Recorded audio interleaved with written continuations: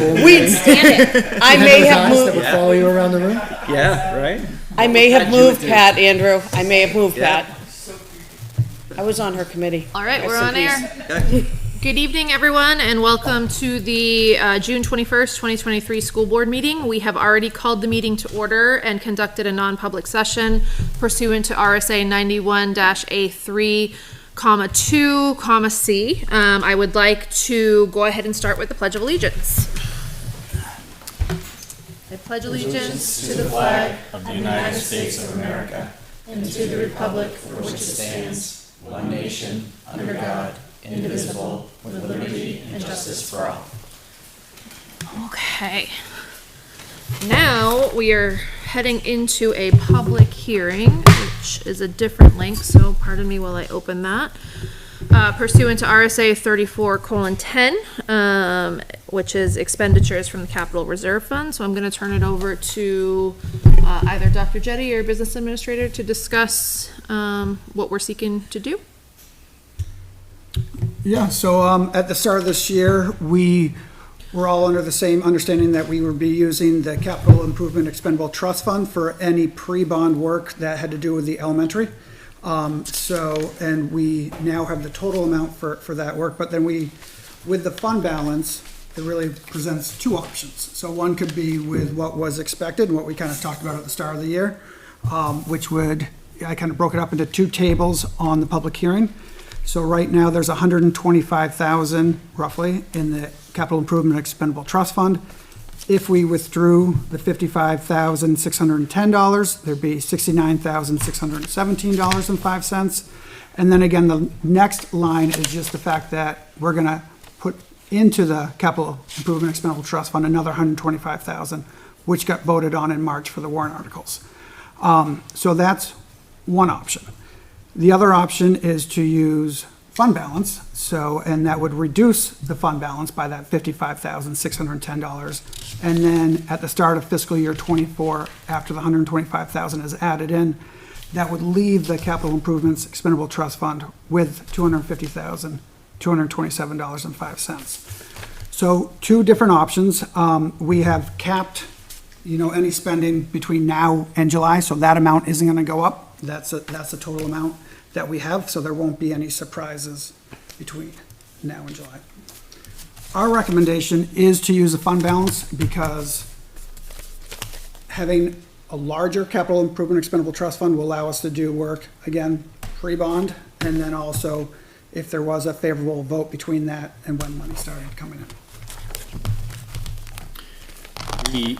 Our last meeting with Kyle, we began to draft a budget to get a bond vote in front of the voters in March. And it's a preliminary draft. It's actually going to go to the Facilities Improvement Committee at their next meeting with a suggestion. But it looks like the budget is about $115,000, $120,000 of work that needs to be done in order to get that question in front of the voters. And then if the voters are successful in agreeing with it in March, we would have additional expenses to begin the work toward getting the bond sold in July. So when we look at it, that if we do option one, which is to withdraw from the capital improvement, knowing, and then leaving a balance of 194, knowing that I'll use 120 just for easy math, you're going to quickly start to bring that pool down versus option two, you would be spending less than half of it and leaving more available for the rest of the project development. So, and the other thing is that we really debriefed the September meeting, and our feeling is that the public was very clear in there to start to replenish the funds. Mm-hmm. And so,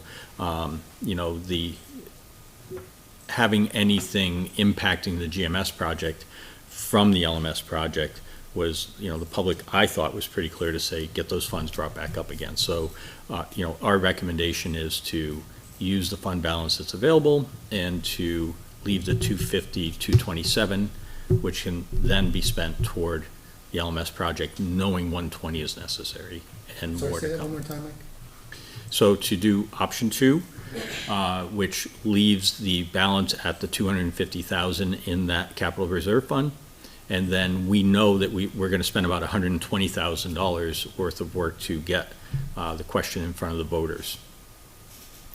And that's an estimate, Peter. We would be coming forward to get the budget approved by the board, but we have to make this decision tonight, so we're estimating about $120,000. And it's just so the board knows, because I just went to find it, I looked up Doug's business administrator report, went to the end of the year spending. Yep. If we did elect to do option 2, which is to have the 55,000 come out of year-end balance, we would still be returning, it appears, assuming we approved every possible project that's been suggested, or every additional, would still be returning $425,000 to the taxpayers to reduce taxes. What's the beginning balance on that, though? It's like, is it 900? Yeah, it was, 1.25. right, when we add in the revenue over expected, and then, again, we're required to transfer the 125, the 125, and the 100 to the different funds that was required by the warrant articles. So we don't have a choice on that. That reduces the balance down to the 854. We voted at the last meeting to pay the 116, which was Which is the deficit for this current year. which brings it down to 738. And then at this point, we have maybe a dozen, it looks like, options for using additional funds for safety and improvements to the buildings for different reasons, such as the surge protection, auditorium updates, et cetera, fireproof filing cabinet, blue lights, all of that, which is the additional approximately 200,000 or so. In my view, option 1 aligns to kind of the intent and purpose behind that trust fund in the first place, which was established by the voters. So my view is very strongly option 1 on this one. My view is opposite. I feel that since we have the money available in the general fund, we know we're going to be tapping into that capital reserve fund. I think it makes sense to leave that money in there for future expenses. And regarding the September 19th meeting that we had regarding the deficit, I know there was a big push from community members to use, if we had any underspent at the end of the year, to replenish the general funds that we had to tap. And so I think that's in keeping with the desire of the community at that time. Okay, and I'm going to split hairs. I think I'm leaning more towards, but I think that whatever's on the wish list, every one of those items should go to a warrant article and allow the taxpayers to decide how much they get back. Some of that stuff is important, some of that stuff I certainly would support, but I think we should, given what happened last year, we should give that option to the voter for each one of those expenditures, whether it be for the blue light stuff, or the soundboard, or for the curtain, or whatever it might be. I think it would do wonders for our reputation to say, give it back to the, otherwise we're talking, what, $730,000 back, which I think would be the next highest after the COVID year, right? I understand, yeah. And then just budget for it, right, and put whatever you want to spend in the budget, and Let's see if not it talk passes. about encumbrances yet, though. Let's save that Right. for when we get there. Right. I mean, I disagree with you because we've already approved, we already have the budget for next year. So these items wouldn't Oh, go into right, the okay. budget next year. It would be the following year. So, but we can discuss encumbrances later. I'm really torn on it, honestly, because I agree with Andrew, and that was the purpose of the trust fund being created, was to put money in for this project. But I also agree that we heard loud and clear in September, folks saying, if there's underspend, get these balances back up, particularly the, it's not I can't say that word out loud, but the oh crap fund, whatever that one's Building called. maintenance. Thank you. I won't say the bad word. I'll just use a lesser bad word. But that one in particular, they really wanted us to get that balance up, and this one as well. And so I'm feeling like, I guess I'm leaning towards option 2 at this point, but I certainly understand where you're coming from on that, Andrew, with option 1. What about you, Liz? Option 2. We have board comments. We've made our comments. Are there any other board comments? We can open it up now for community comments. Is there community here that would like to speak on the public hearing issue? Seeing none, we shall move Please, everybody. into, No pressure. we're moving into board action. So is there a motion? I'll make a motion to approve option one. Is there a second? Seeing none, option one does not go through. Is there an option for option two, or is there a motion for option two? Do we need a motion for option two? I think so, yeah. Or do we Yeah. just add it to the encumbrances at the end of the meeting? Actually, that's a good question, because the reason for the public hearing would be to use the capital improvement expendable trust fund. So if you're not choosing to use it, then, I'd rather do the motion now that we're in public hearing, it addresses that issue, and then we can deal with the other encumbrances later. But I'd rather just tie it up, because then if something happens and we change our mind, and the public hearing part's over, we'd have to go and back. again, if you choose not to use that trust fund or any trust fund, and this is the one that would be most likely used, then it would automatically come out of fund balance, because we have to end at zero. Right. Okay, so, well, I'll make a motion to,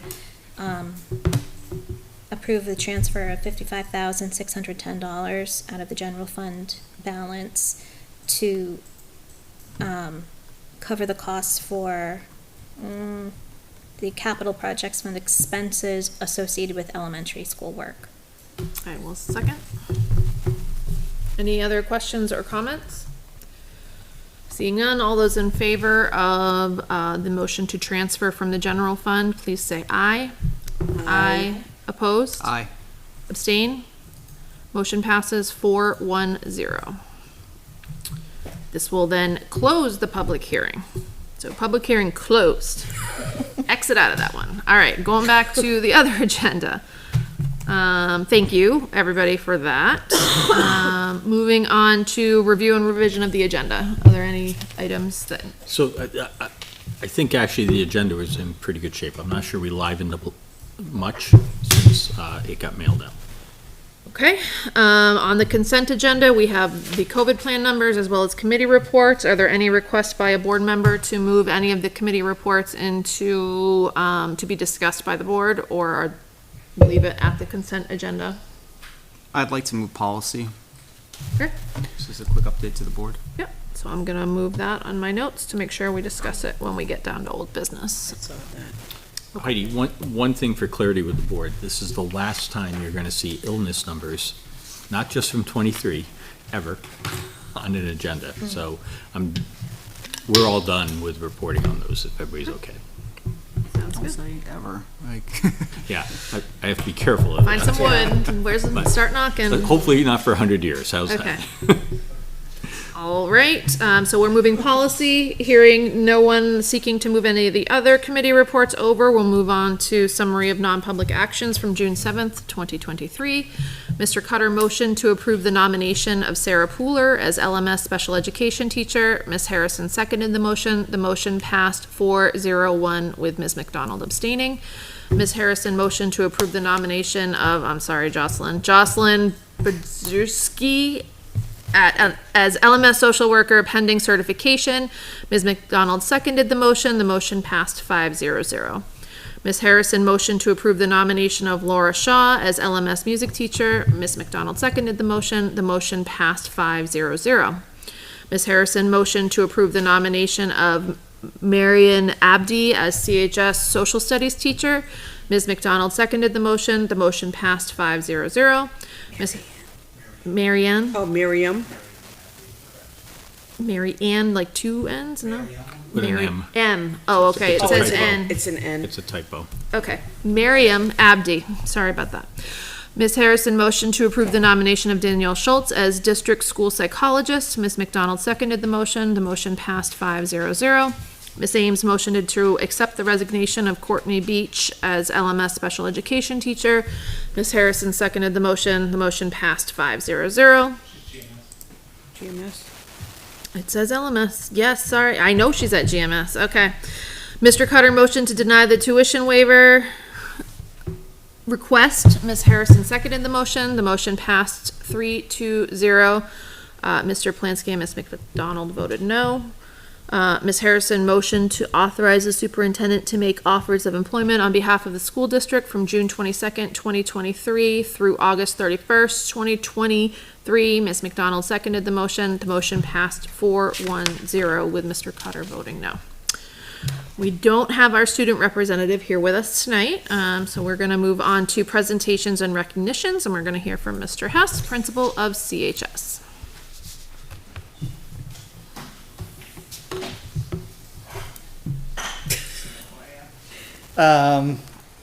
Quick one for you as the year rounded out. I think graduation was fantastic. My first one here at CHS. The committee that puts that on, the amount of work they do in the last few weeks, all year, but the last few weeks really gearing up, really put on a good show and honor the kids and keep the tradition and do the pomp and circumstances. And that was really nice for me to be able to experience my first one. So very happy with that. We had our end of the year celebration with our staff last week as we closed out the 2022-2023 school year. I listed our my principal/staff awards there. Just a great year, and we continue to have some amazing people working with us at CHS. My year as a whole, thanking everybody for helping us get through the year, all the people that make that building run, and how short-staffed we often are, and still the running was pretty good. And I just wanted to highlight some of the instructional work that we did this year. Our curriculum work over the past 4 months with our PLCs has been fantastic, to really look at our competencies in the curriculum, making sure everything's aligned. That work is obviously going to continue. These are living documents to make sure we're offering the best curriculum to our students. And now our focus will shift to assessments and making sure that we're bringing back these comprehensive assessments, these midterm or final S competency-based assessments, doing quality ones. They can look different depending on, but we want to make sure that the quality is there. And I really want to huge shout out from Mary Widman for the work that her and I have done together, collaborating on this curriculum work over the past few months. It's been great to work with her. And then important dates, we've got summer vacation, and then as Colonel Fraser will not let me forget, he's been reminding me how many days until the first day of school. So I figured I'd round out my report with that. So How many days? last week it was like 74. Something like that. So he's like, "Where are you going to be in 74 days?" I said, "Right back here with you, Colonel." So He was keeping count on Memorial Day. yes, yeah. So that's my last report to the board. Unless there's any questions about anything on there. Any questions from any board members? Thank you for the update. Thank you. Appreciate it. Moving on to community comment on agenda items. Public comments we would request be limited to 3 minutes. Public comment shall be made without expectation of a response by school board members to matters raised in such commentary. And that's, I think, all I need to read. The rest is on the agenda. So is there any community comments tonight?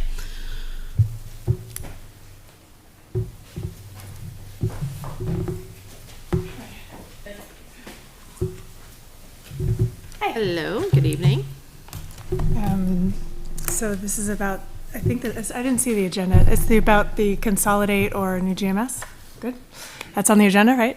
Can you Okay. identify yourself and your I will, address, yes, please? now that I Thank know. you. Janine Anktel, 43 Tanager Way. I am a teacher at GMS. I'm also a taxpayer, 3 kids in the district. I watched the previous board meeting and the facilities meeting that had so much information about what a consolidation project would look like. And I just think it's awesome that you're all doing a lot of due diligence. It's wonderful that we can tell the taxpayers that we have looked into every option thoroughly, and the Doug Ely and the architects there, they sound like they really looked under every stone, and there was so much information shared. I don't know if the public has heard too much about it because summer vacation and it's kind of maybe flying under the radar for some people, but there was so much information shared. So I think that's great to look at every option.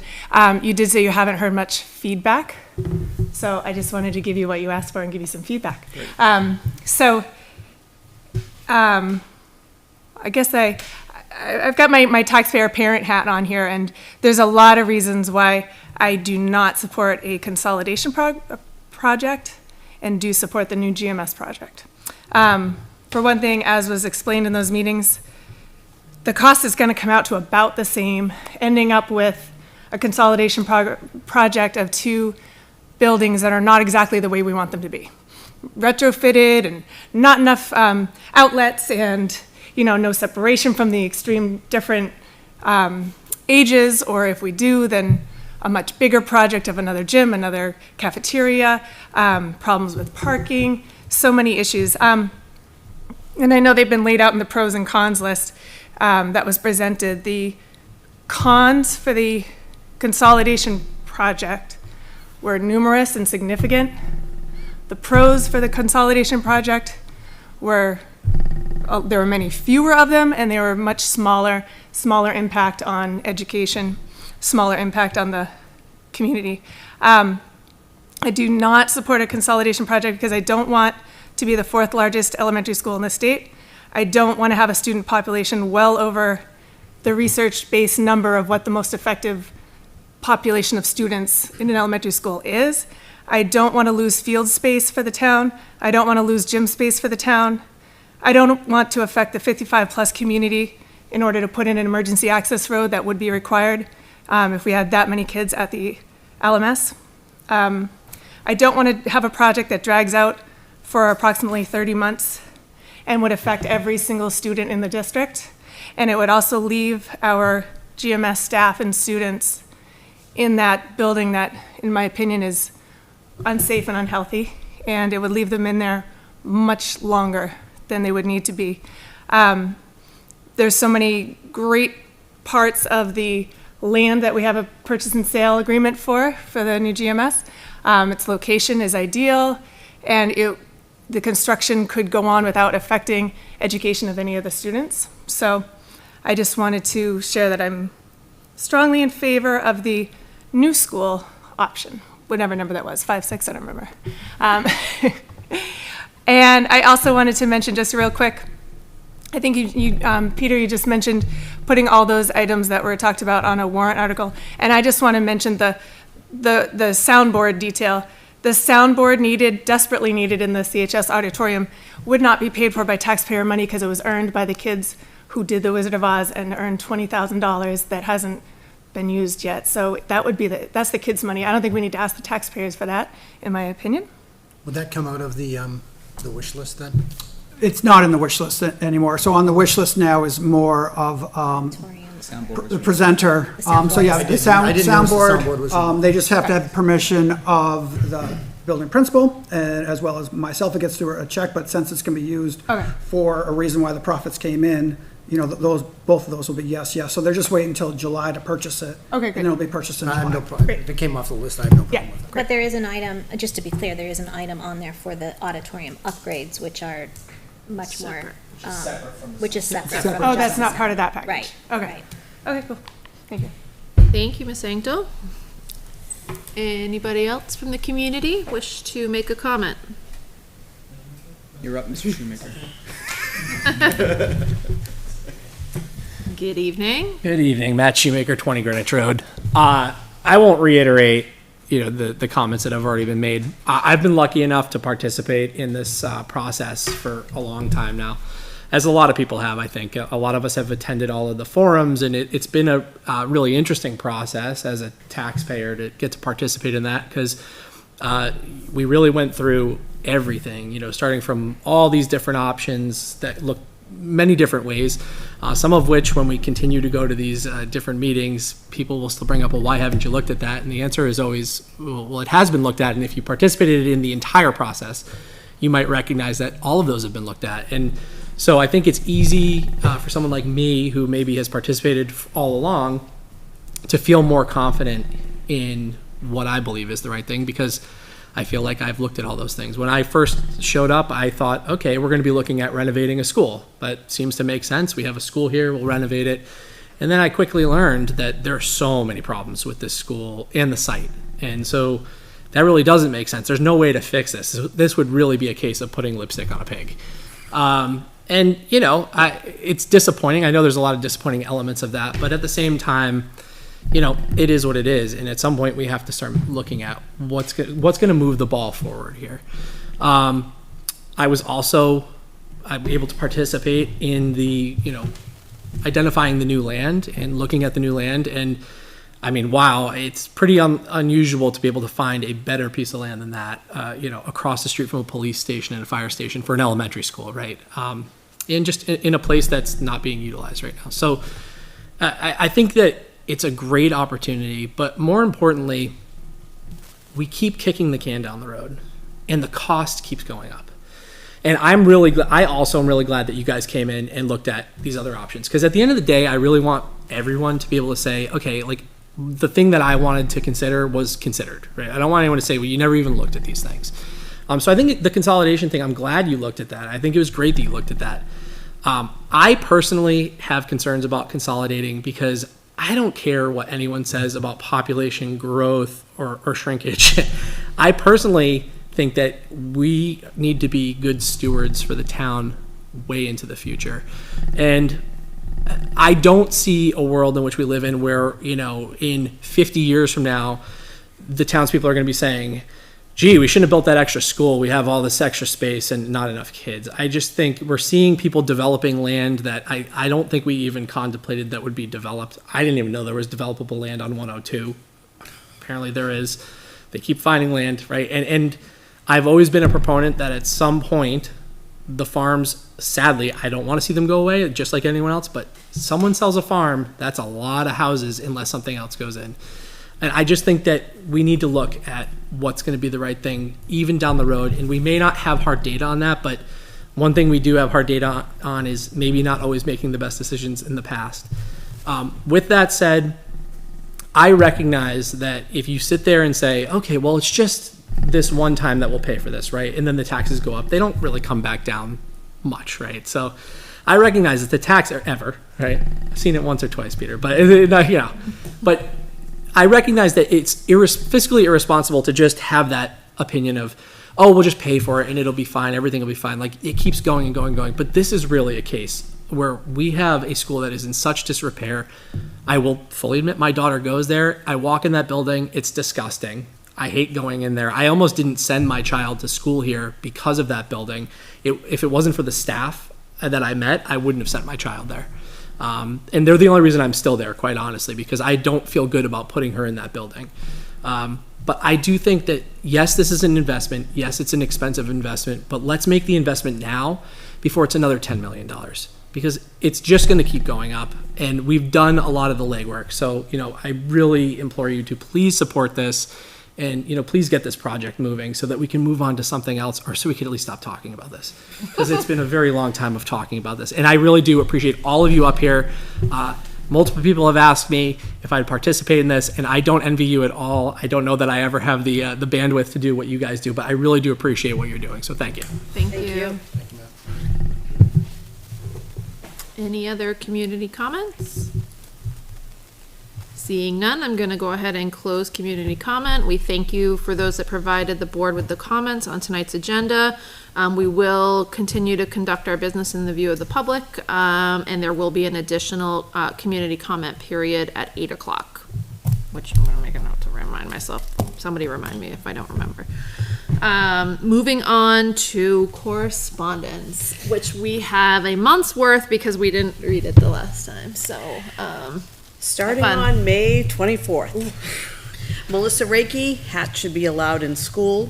May 25th, Kathy McHugh, asking for longevity pay on top of LSSA pay scale. Dr. Jetty replied, salaries are determined through collective bargaining unit. May 26th, Andrew Cutter, asking budget questions. May 30th, a memo from Heidi Ames and Kim Kleiner introducing new fire chief, Doug Nickel. May 30th, Melissa Reiki, hats should be allowed in school. May 30th, Doug Taunton, end of year spending. May 31st, Andrew Cutter, oops, I lost you, go down.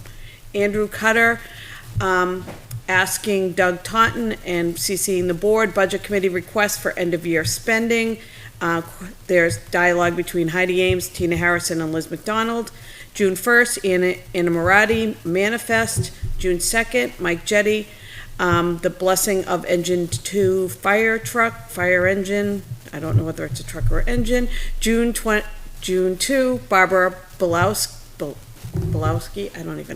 Barbara, agenda. June 2nd, Joan Franklin, mission study for Litchfield Community Church, asking if we need anything for their community in need program. June 3rd, Mike Jetty, power outage update. June 5th, Mike Jetty, agenda change. June 6th, Peter Polanski, asking for access to a PowerPoint presentation. June 7th, Holly Falzone, current job openings. June 8th, Anna Marati, sending the credit card manifest. June 8th, Heidi Ames, graduation decision. June 9th, Gabrielle Kim LeVake, Stephanie Brown, Karen Henderson, Molly Dyer, Olivia Ash, Sophia Amita, Amy Ash, all asking for graduation outside. Heidi Ames responds to each one individually. Also on June 9th, Doug Totten sends us a school board financial document. Noah Benoit sends an email regarding he is pro hats. Mike Jetty sends slides from Kyle Barker. June 12th, Jan Sullivan sends draft minutes. June 13th, Mike Jetty, introduction to his new administrative assistant, Kyla Collins. June 13th, Amanda Bartley, new elementary school questions. A man named Josh Rixey asking for inside pictures of LMS to add to Google website, like Google Earth website. Michael Jetty responds, for security reasons, we will not allow access. Please do not contact again. June 14th, Donna Boucher, personnel issue. June 16th, Anna Marati, manifest. June 16th, Raquel Schmidt, a student concern. June 19th, Holly Falzone, Andrew Cutter, asking for vacant positions not filled this calendar year. Is that better? Yeah, that was quick. Wow, I'm impressed. Moving into our general business, superintendent's report.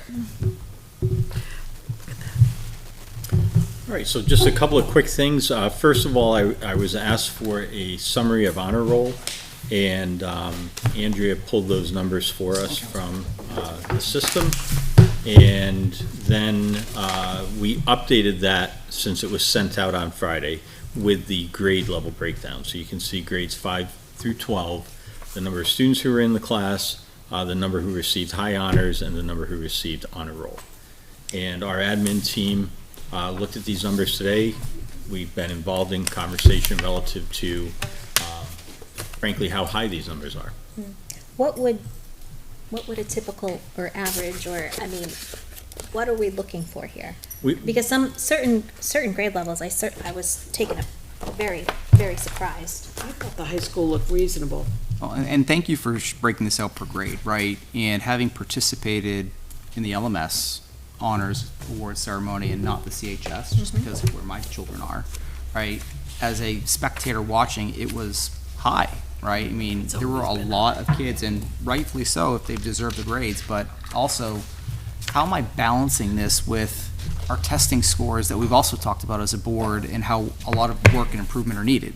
Like, to me, I'm hearing one thing and seeing another, and I don't know how to balance the two.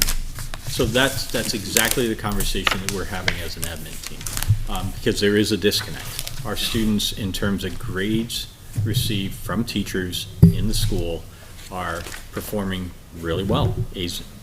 High honors, you're talking, depending on the class, I mean, it's somewhere between 6 and 25% of the students are receiving high honors, which means all A's, straight A's.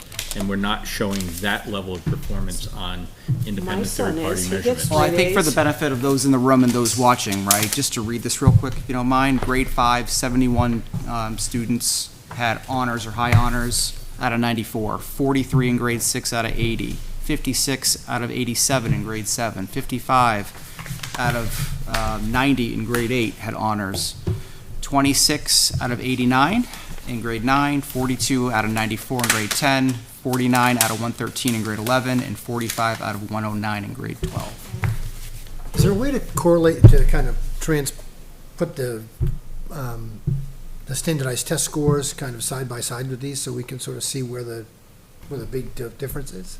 So let us work on that for the August annual assessment summary that'll come to the board. So we'll put a pin in these numbers, and then we can take a look at how our grade level performance is on like the SAS or at the high school on the SATs. I have a son who graduated, and he's one of those 7 students that got high honors. He got over $1,400 on his SATs. He deserves to be there. I don't think 7 getting all A's is a lot in grade 12. No, but 75% in grade 5. I'm looking more at the middle school, to be honest. Right, and then Yeah. that was my perception as Still, a even middle school, 40, right? I think even above 40%, I think is high for high school.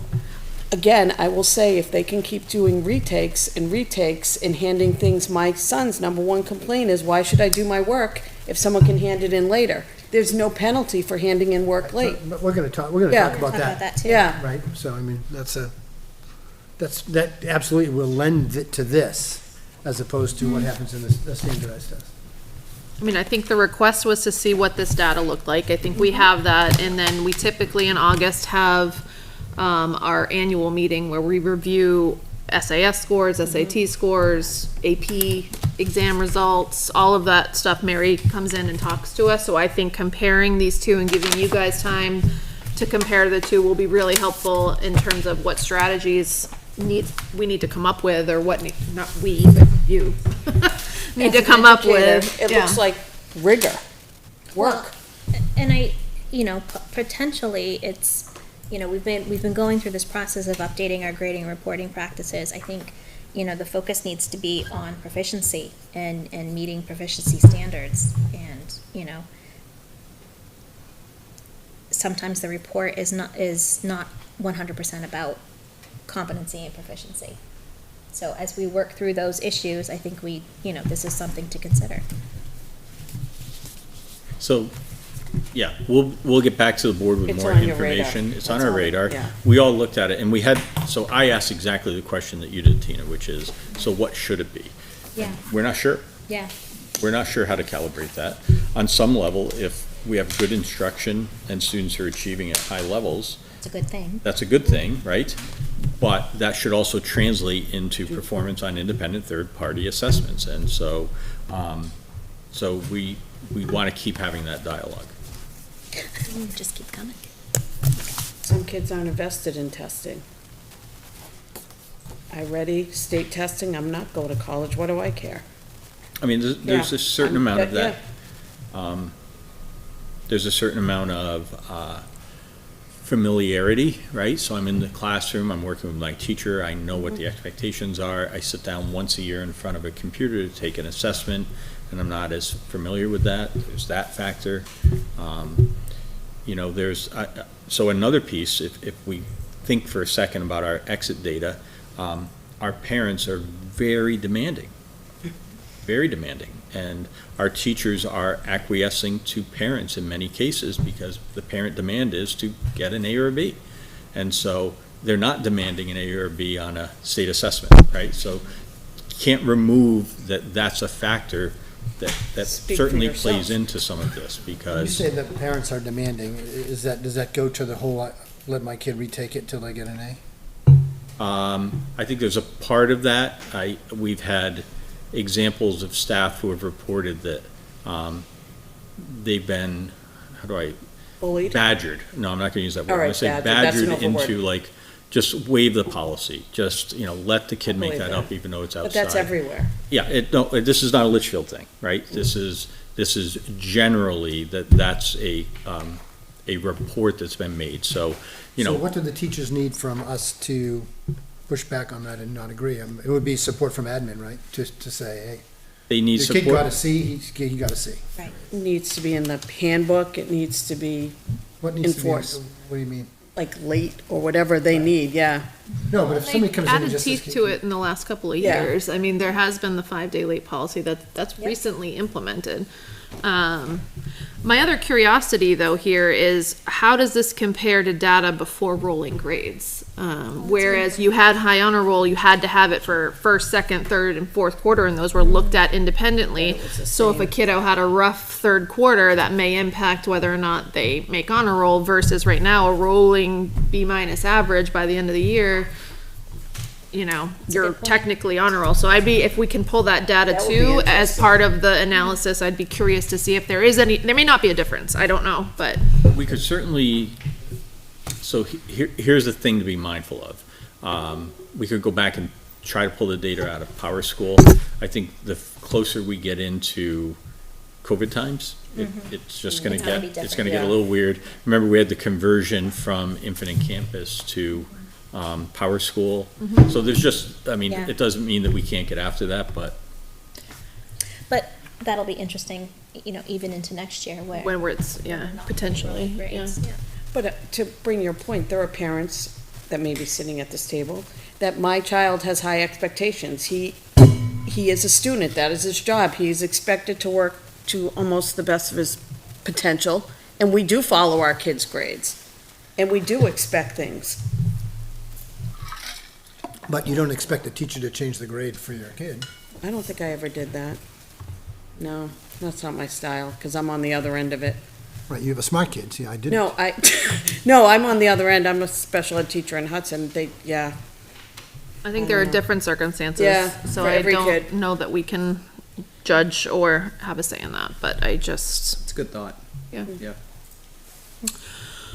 Any other questions on the honor roll summary? You're up. all right, just quickly, year-end activities. I mean, it was a complete flurry of activities across the 3 schools. So I want to thank the board and acknowledge that your presence at a lot of those events was seen and heard. And, we in the district office did our best to get out and to be visible at events also. And so it was just a lot of really good end-of-the-year stuff and a very smooth end of the year. So it's always exciting to, even at GMS, watch the buses going around the loops twice. I mean, I think the kids are excited because they're allowed to. 3 times. I lot did of feel like clapping. it was the parade that never ended, but I think the kids are excited that they can stand up and put an arm out a window for a few Yeah, seconds, yeah. because you never can do that on a bus, and so they were just like, but there were kids crying as the bus, I'm like, oh my gosh, like these kids are just like so sad to be done with school, which It's a good thing. I never had as an experience personally, but that's okay. And then the last thing is I do want to acknowledge 2 groups. So the Litchfield Veterans Association and also the Campbell High School PTO. So both groups were asked to help out with the end of the year staff luncheons, and they stepped up in a big way. So the veterans group served at GMS and at LMS, did a fabulous spread for the teachers and staff to thank them for the year. That's awesome. And the PTO did the same thing at the high school. And, part of that is we were responding to board comments from last year. And so we said, we need to find a way to thank everybody and honor them without it being a taxpayer expense. So, but thank you to both groups, because they really did a Very great much so. job Good and job. much Great, thank you. appreciated. It's really a good partnership. That's all I got for you. Thank you. Business and operations update, with it being the second meeting of the month, there's a financial and operations report, and I'll turn it over to you, Mr. Totten. Great, thanks. So, yep, back at it again at LMS with North Branch and work. So they're in the cafeteria kitchen. You had like a month reprieve. Yeah, That's so it. not than too a much. month. A More little than bit a more than a month. So it already looks completely different. Things are out, the ceilings are out, the equipment's starting to go out today. So they went slow and now they're going fast. They went slow to kind of cover up projectors, speakers, things like that, things that we're keeping, and then they really start moving quickly after that. Financial reports, those are the monthly ones. I don't know if there's any questions on those. Nope, I reviewed, thank you. Did you see all our eyes look to Andrew? I was definitely in the mall, looking at them. So our audit, we had our pre-audit, and then our audit will happen in July. Just like previous years, there's a board questionnaire, so that's linked here. Looking to get that signed and filled out at the next board meeting, but wanted to give people a chance to look at that. Thank you. Next thing is continuation. Doug, just for memory, so we're going to bring a paper copy next time. They'll Oh, be that's what I pre-filled want, out, yeah. and you'll sign it at that point, but you can preview the questions. So you don't have to do anything with this. We'll have it. Is it for Unless each you board want the member, co- or is it for the chair on behalf of the board? We go through it and everybody says yes or. If you look at the end, it has each individual name, the number of years of service and background, so I believe each of you are listed there. I'm sorry, it does say signed Actual by the signature is mine. Signed by the chair. But your input, your names are noted for the fact that you provided input. We go through each question and What does a pre-audit entail? So they're coming in and they're pulling some information. So then- Campo? Is it the Campo guy? Yeah, well, it's not him, His he's higher company, up. yeah. His company. Okay. Yep, so they're pulling random purchases. Oh, to good. and then, so that they do a lot of that. They touch base with some of the main people who kind of have the money kind of go in and out, whether it be salaries, Holly and Lisa, or whether it be myself and Ann, or Lauren in food service, Amanda at the high school. So they kind of Okay. touch base with some key people, ask whatever questions they want to ask, and give them the answers. Got it. Kind of go from there. So, and then after that, then they give us documents that they request that they start to look over even before the audit. And then when they come into the audit, we'll get more documents at that time as well. Awesome, thank you. So the next item is a continuation from last board meeting in regards to transfers, but it's specifically to the non-union bubble lines. So each year there is non-union raises that are built into the 2900s and then given out to people, which don't really show up until the following year in the budget. So I've talking with people, different schools do it different ways. Some schools do it where they keep it in the 2900s because their budget committee wants to kind of know how much the raises were, the sum raises were each time. It seemed like last week, and this board and this community is kind of looking for that transparency of where it ended up. So that spreadsheet is there as far as what transfers would need to be made. Ann is going to start working on those transfers tomorrow. So again, that's for this current year. There is highlighted in yellow anything over 5,000. So I completely know that we're asking after the fact on this one, but again, those are the ones that would need the board authorization on there. So there's two different tables as you kind of move down through this. There is the pool information and kind of how the pool was spent. And then, if the pool was overspent or not overspent, you can see it was not overspent. And then there is just the shifting as people come in and go to kind of match salaries where they believe it needs to be for that position. So the pool was not overspent, and as they shifted salaries, that was an underspent. So where this current year, for those three positions, you paid less than you did the previous year.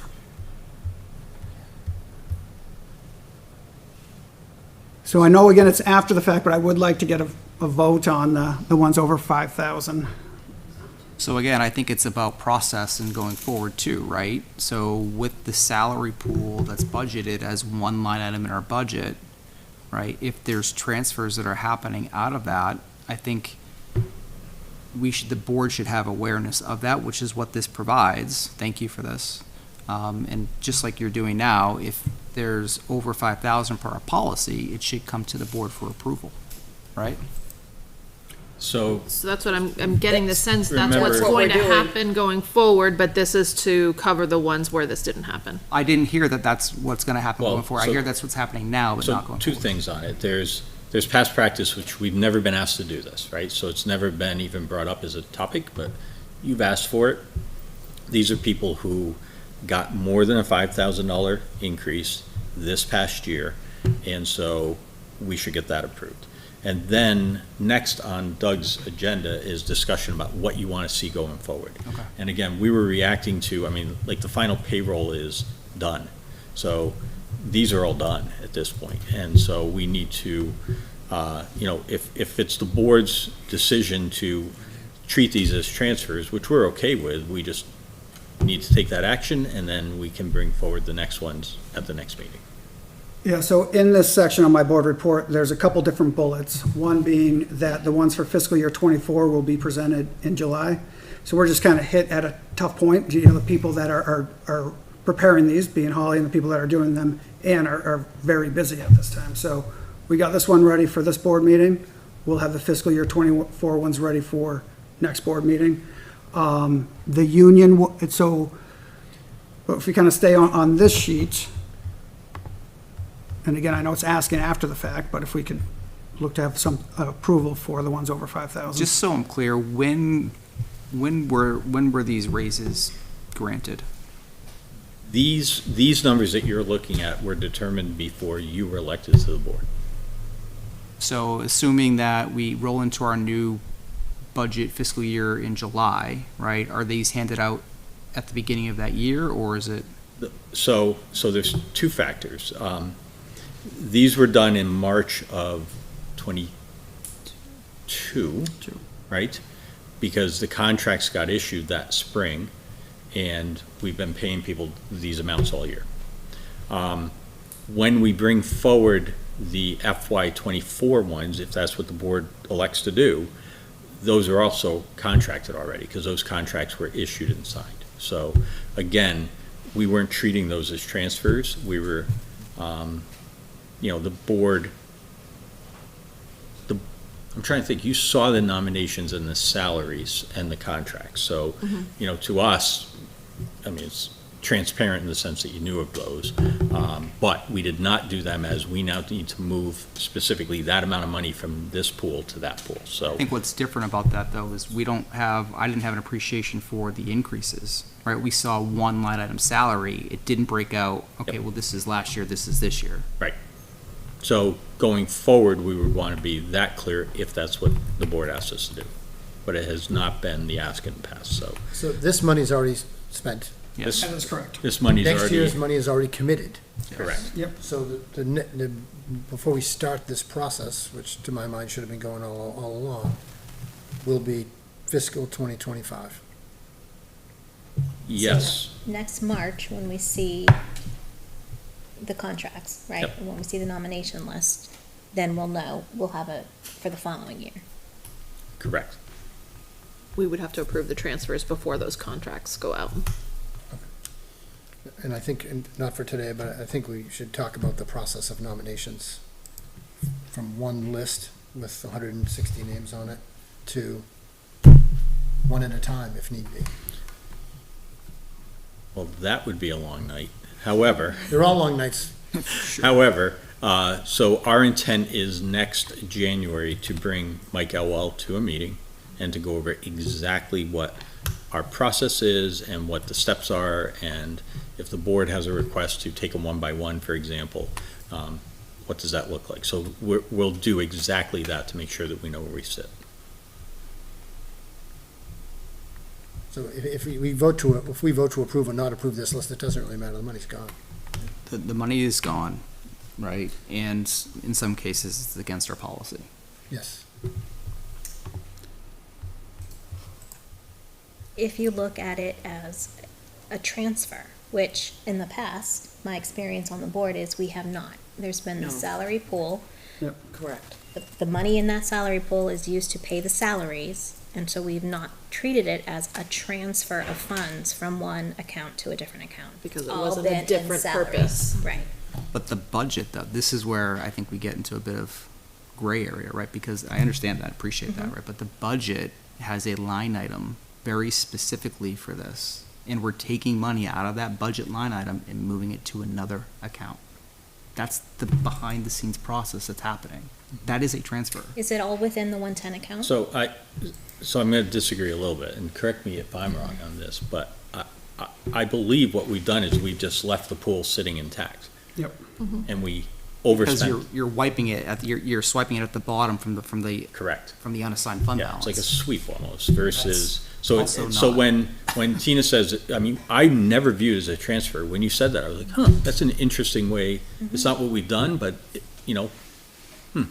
let's consult on it. And, after thinking it through, it's like, okay, that's for transparency, truth in budgeting, that's the right way to do it.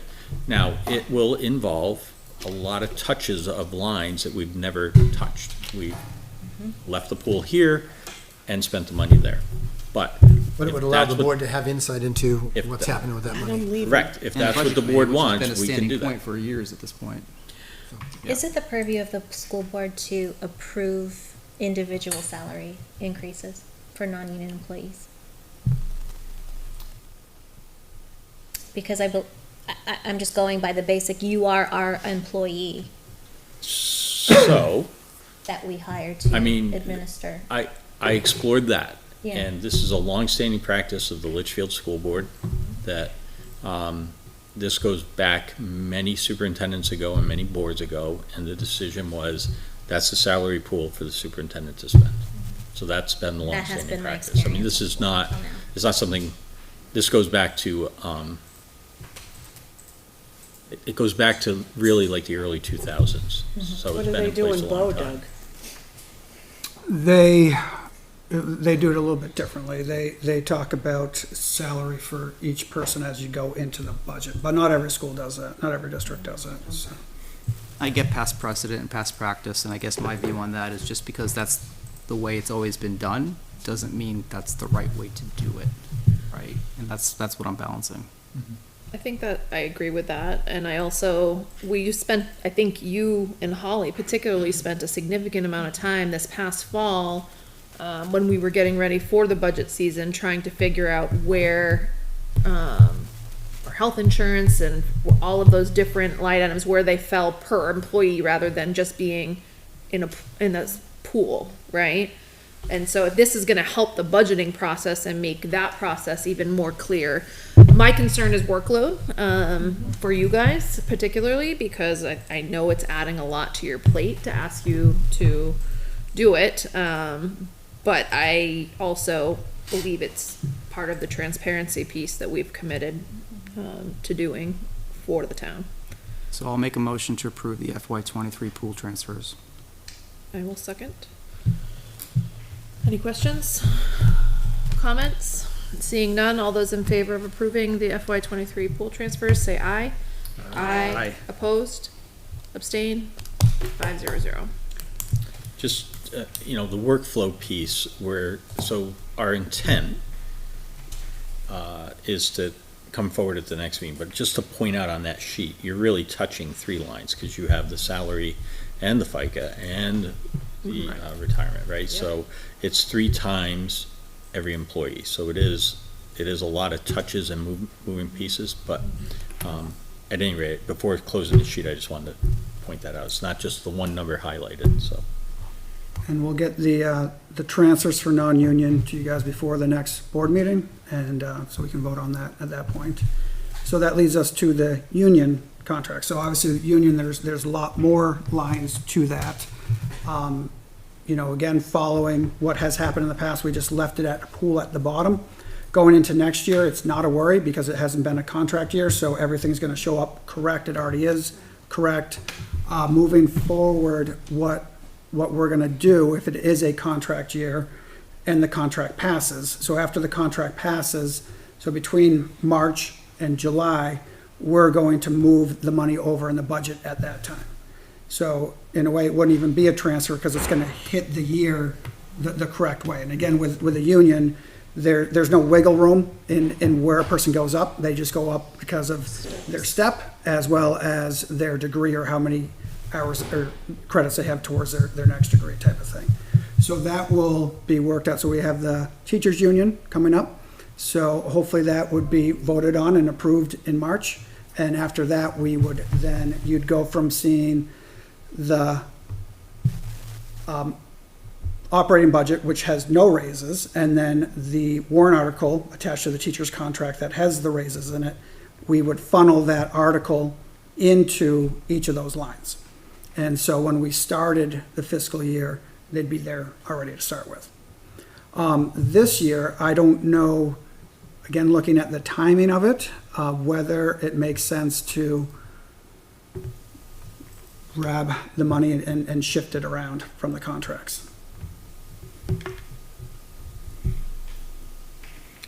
It would be a lot of work. I don't think it would necessarily get done before July 1st.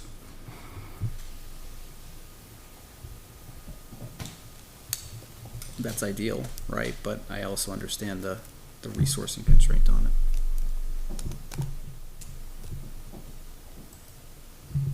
So Do we need to vote on it? I mean, I don't think we need to vote. I don't think on you need to this. vote because the practice has been not to do it, and then going think- forward, we have a plan. I think going of when forward, we're we gonna- have to do it. yeah. Yeah, so going forward, you'll see that again, after the teachers' contract gets voted yes, that we would make that switch. Yep. Okay. The last thing I just wanted to quickly add, and it's based on the pool, and I don't necessarily need to have a discussion tonight, but I want to put it out there so one of you can remind me of it. When we get to budgeting season, one of the things that we have talked about is the possibility of having two pools.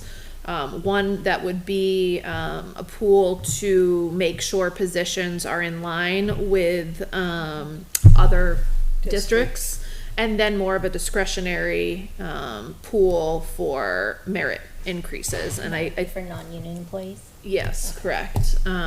Isn't that what that pool is? Right now, it's It's for all of both. it. For both. And so when you're trying to get an employee that may or may not be underpaid compared to other positions in the area, you see a large increase. And, you know, again, it's hard to know what's merit and what's making the position in line with, you know, their cohort. Be competitive or whatever. Yeah, and so I feel like maybe dividing that out may make that easier in terms of those decisions. So I just wanted to throw that out there. It was thought we had talked about as we were going through the conversation at one point. Again, when it becomes time for budget season.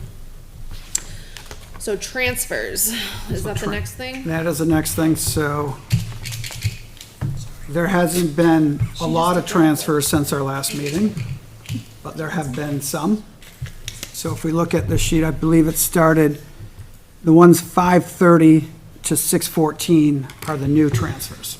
So those would be the ones that would be looking you, I don't know if the board policy says that you have to approve it or just see I it. think it's only approved over 5,000. Yeah. Right, I don't see any So this is transfers. just awareness at each board meeting that Yep, those are the ones that came out. thank you. You're welcome. And so the next one would be end-of-year funds. Talking about that and looking to have some board votes as far as where we go with some of the encumbrances. So since last time, I haven't really touched the projected underspend of 900,000. It seems like it's going to be somewhere still around there. The revenue has gone up a little bit as we've gotten some interest from the bank and other things, and some final payments for preschool and other tuition. It didn't really go up too much. Well, I guess went maybe around 10,000 or something. So a nice Right, amount. that's our starting balance, and then whatever we vote tonight. So then we start taking away the things that are required. I don't think the food service is gonna be up to 50,000, so that's what we kind of, when we presented, when Lauren was in, we presented, it could be up to 50,000. We think it's gonna be less than that, and It's gonna again, be less $1 because Sophia has a negative balance of $1 that I paid today. nice, So there it is. You're So now there's $1 some more less, revenue. okay? So do we do motions on each one of these? $3.39 for me to graduate. Typically. You don't need to so again, we don't have an option but to get the food service to zero. So part of what's gonna get the food service to zero is their fund balance from last year, and then part of it's gonna be a transfer over. So that doesn't need a motion just because it's required. Does the transfer need board approval? To food service, Again, it's the I same mean, conversation, it's a yeah. transfer. But it's required. it's required. So I mean, I get it, but if Yeah. it's required by the end of June, and we're not meeting until July, I think this should be a motion to approve it. motion to transfer up to 50,000. Okay, I'll make a motion to transfer up to 50,000 to cover the food service fund balance. Is there a second? I'll second it. Any questions? I'm not I don't sure know why that I we're doing agree we this. have to, but I don't see any harm in doing Yeah. it and covering basis. I mean, again, it comes down to, well, we have to pay it anyway. Either way, it has to be paid. We have to Right. zero out. 100% but- agree, I'm just going against what our policy says too, and Yeah. But I'll vote for it because I don't think it does any harm, so. Any other questions, comments? Seeing none, all those in favor of approving a transfer of up to 50,000 to food service to cover any, deficit, please say aye. Aye. Aye. Opposed? Abstain? That passes 500. So the next three were all approved by the residents of Litchfield, so those are all going to happen. Again, they were a percentage, but with the fund balance, they're all gonna be to their max. So those are just automatic as well. Yeah, so those are the warrant articles, yeah. And then, Go ahead, sorry. So then we're just more now to the optional ones, which start with the purchase of radios. Why have I seen this for like 5 years? These radios have been hanging on forever. These are different radios? These are More radios? These are, It's these more are radios. more radios. So right now, we're not in a good spot because we got some money with the SAFE grant. We assumed since we got round one of the SAFE grant for radios, we were gonna get round It two. was like $38,000 for the first round, something like that. We got more than that for the Yeah. first round. But then only schools who put in for access control got round two stuff. We didn't know that going into How it. many radios are we going to have? So we are going to have, so right now, CHS has new radios. And many? they haven't, 13? Which is not enough. 13 new radios. yeah, Is everyone getting a radio? no. Why did I think the number was 44 new radios? Is that Oh, It is familiar to anybody? 48 new radios that we're looking done, for. Peter. So right now, CHS has 13. They are asking for 8 more, which they believe would get them up to a good spot.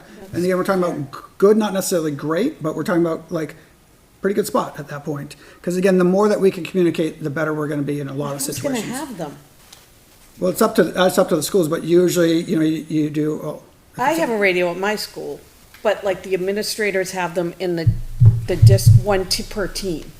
yeah, one per team, or sometimes it's people who are close to exits, people who are one-on-ones with kids, who are, the kids might be Special ed transitioning teachers out. should Yeah, have them, yeah. things like that. Nurse, Yep. cafeteria worker, I mean, we've gotta have them in each area of the building. Oh, that makes sense. It just seems like less. I'll make a That's all motion through to approve schools, right? $42,000. So can I, there's a motion. Is there a second? I will second, because I want that, but. Yeah, no, I do too. To say too. Okay, okay. Just trying to move forward. And I appreciate that. My next point was going to be, what is the most efficient way for us to address these? Would it just be to go bullet by bullet? Because I understand your point from before is you're looking for warrant articles. I will say there are some on here that I fully support, and there are some on here that Likewise, we have to go through one by one. so I think we're gonna have to go through one by one to see what passes. So we're starting at the beginning. The first one is the purchase of blue Radios. lights, all 3 school, not blue lights, I'm sorry, radios. radios for 42,000. Any other questions or comments on that? I'm just going to reiterate, I think all of this should go, and there are things on here, certainly the radios and the blue lights and all the safety stuff I would be certainly more amenable to and in support, but I think every one of these items should go on a warrant article. I think I mean, safety, we're gonna ask for $60 million for a new school, right? Wow, it goes Wow. up 10 million every time we have a meeting, Peter. It does. It was gonna be 55, and Kyle said it's about a 15% inflation now, or 5% inflation. there are items on here that are safety related and that are maintenance related, right? There are some that are new asks, and we can talk about those, but the majority of these in my mind are safety and maintenance. Which I think are a good use of our end of year funds. Surge protector. And I think our obligation as school members personally to make sure that our students have the safest environment. And if we can provide that, I think we should. So that's where I'm coming from on these. So purchase of the radio, all in favor of purchasing the radio of $42,000, please say aye. Aye. Opposed? Abstain? 500. I'll make a motion to approve the purchase of blue lights for all 3 school at a cost of $16,500. Second? Any questions? Are these transferable to a new building, as an example? Yeah, I mean, part of it's the lights itself and the system that connects the lights, and the other part is the labor to run the wire. I guess we wouldn't transfer, right, because you're running in parallel if you're building a new Right. school altogether. Yeah. Yeah. Okay. Any other questions? All in favor of transferring or purchasing, authorizing to purchase the blue lights for $16,500, please say aye. Aye. Opposed? Abstain? 500. The Gator. I'll make a motion to approve 8,500 for the purchase of a Gator. Second. Any questions, comments? This is just a continuation of one that got removed and has been a need and ask by our maintenance or grounds facility for, And athletics. and athletics And for for, handicapped people Several sometimes. for many departments Yes. for a number of years. Many years. All right, a motion and a second. All those in favor of spending $8,500 for the gator, please say aye. Aye. Opposed? Aye, no, that was correct. Okay. Abstain? Passes 4-1-0. Remind me about the fireproof filing cabinets. Did we approve those last time? You did not. You took them off the list last year. HR, we've maxed out every filing cabinet we have. We have to keep personnel records forever. And so, we need more cabinets and they need to be We fireproof and digitized secure. that stuff? I mean, that's what we did at my place. We have to keep them for 10 years or whatever it is. We digitized anybody that was gone more than like 36 months. What Holly, I asked her what the record retention is and she said, we have to keep those forever. The paper, you don't have to keep the paper though, you just have to keep the material, right? Just scan it. We could, If we had personnel to do that. right. You have a one-person HR department who is, For me, this is something that should be in the budget. Me This too. isn't something that should be end of year spent. it was cut from the budget. Yeah, I'll make a motion to, do we have any motion? I'll make a motion to authorize the expenditure of $8,000 for fireproof filing cabinets. Is there a second? Hearing none. That does not move forward. LMS Wi-Fi? So what this will do is it'll bring LMS Wi-Fi up to the standard that we have at GMS and CHS. So Correct. currently, they're on Aruba versus Ruckus. This will get everybody on Aruba, and once all the schools are on Aruba, we'll be able to add the guest Wi-Fi. So anybody coming from outside of our schools, parents included, will be able to check off that they've read and agree to all the terms of using it appropriately, and then they'll be able to use the network. But This is a currently, safety we issue can't for provide me. that until we get this Agreed. updated, so. I'll make a motion to approve the LMS Wi-Fi. Second. Any questions? This cost went down. I know the rough estimate was 50 and now it's 36. So So Chris he heard back, so he was hoping it was less than 50. When he heard 50 before, he thought that was quite high. And then, so they came back and it was like 32,800, but that's without some extra of the, actually wiring again. So we bumped it up a little bit to cover that. But Chris did go back and renegotiate and emphasize the need to get this done, so he got a better price. We have a motion and a second. All those in favor of approving $36,000 for LMS Wi-Fi, please say aye. Aye. Opposed? Abstain? 500. Don't think we need to vote on the swing. That's not on there and there's nothing there for that. Nope. Next item is the multi-year reading contract. So Mary went back and, if you remember, we were gonna spend $75,000 for the 1 year. Yeah. And she said, what would it be if we did a multi-year, and was able to get 5 years at $170,000. So, This is for the new reading program? Yeah, so, when we initially had budgeted, that 75,000 was like a non-negotiable. Mm-hmm. But I did ask for quotes that I had given you guys in budget time for a 3-year contract, which was about 125, and a 5-year contract that was about 170. When we were approaching end of the year, I started having some open conversation with our representative to see what they could do for us, and we were able to negotiate a 5-year down to just over the price that they had quoted us for the 3-year. Again, it's 75 non-negotiable for the 1 year. This just seems like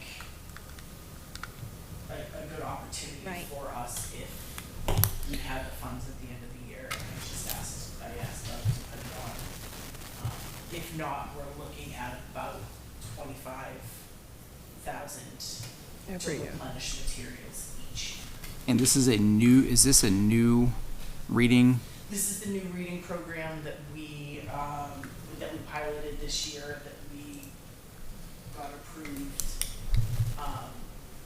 And I had asked last week, was told that it would be in place for at least 5 years. Right, I remember that question. I was just saying, what happens if the new program doesn't work out?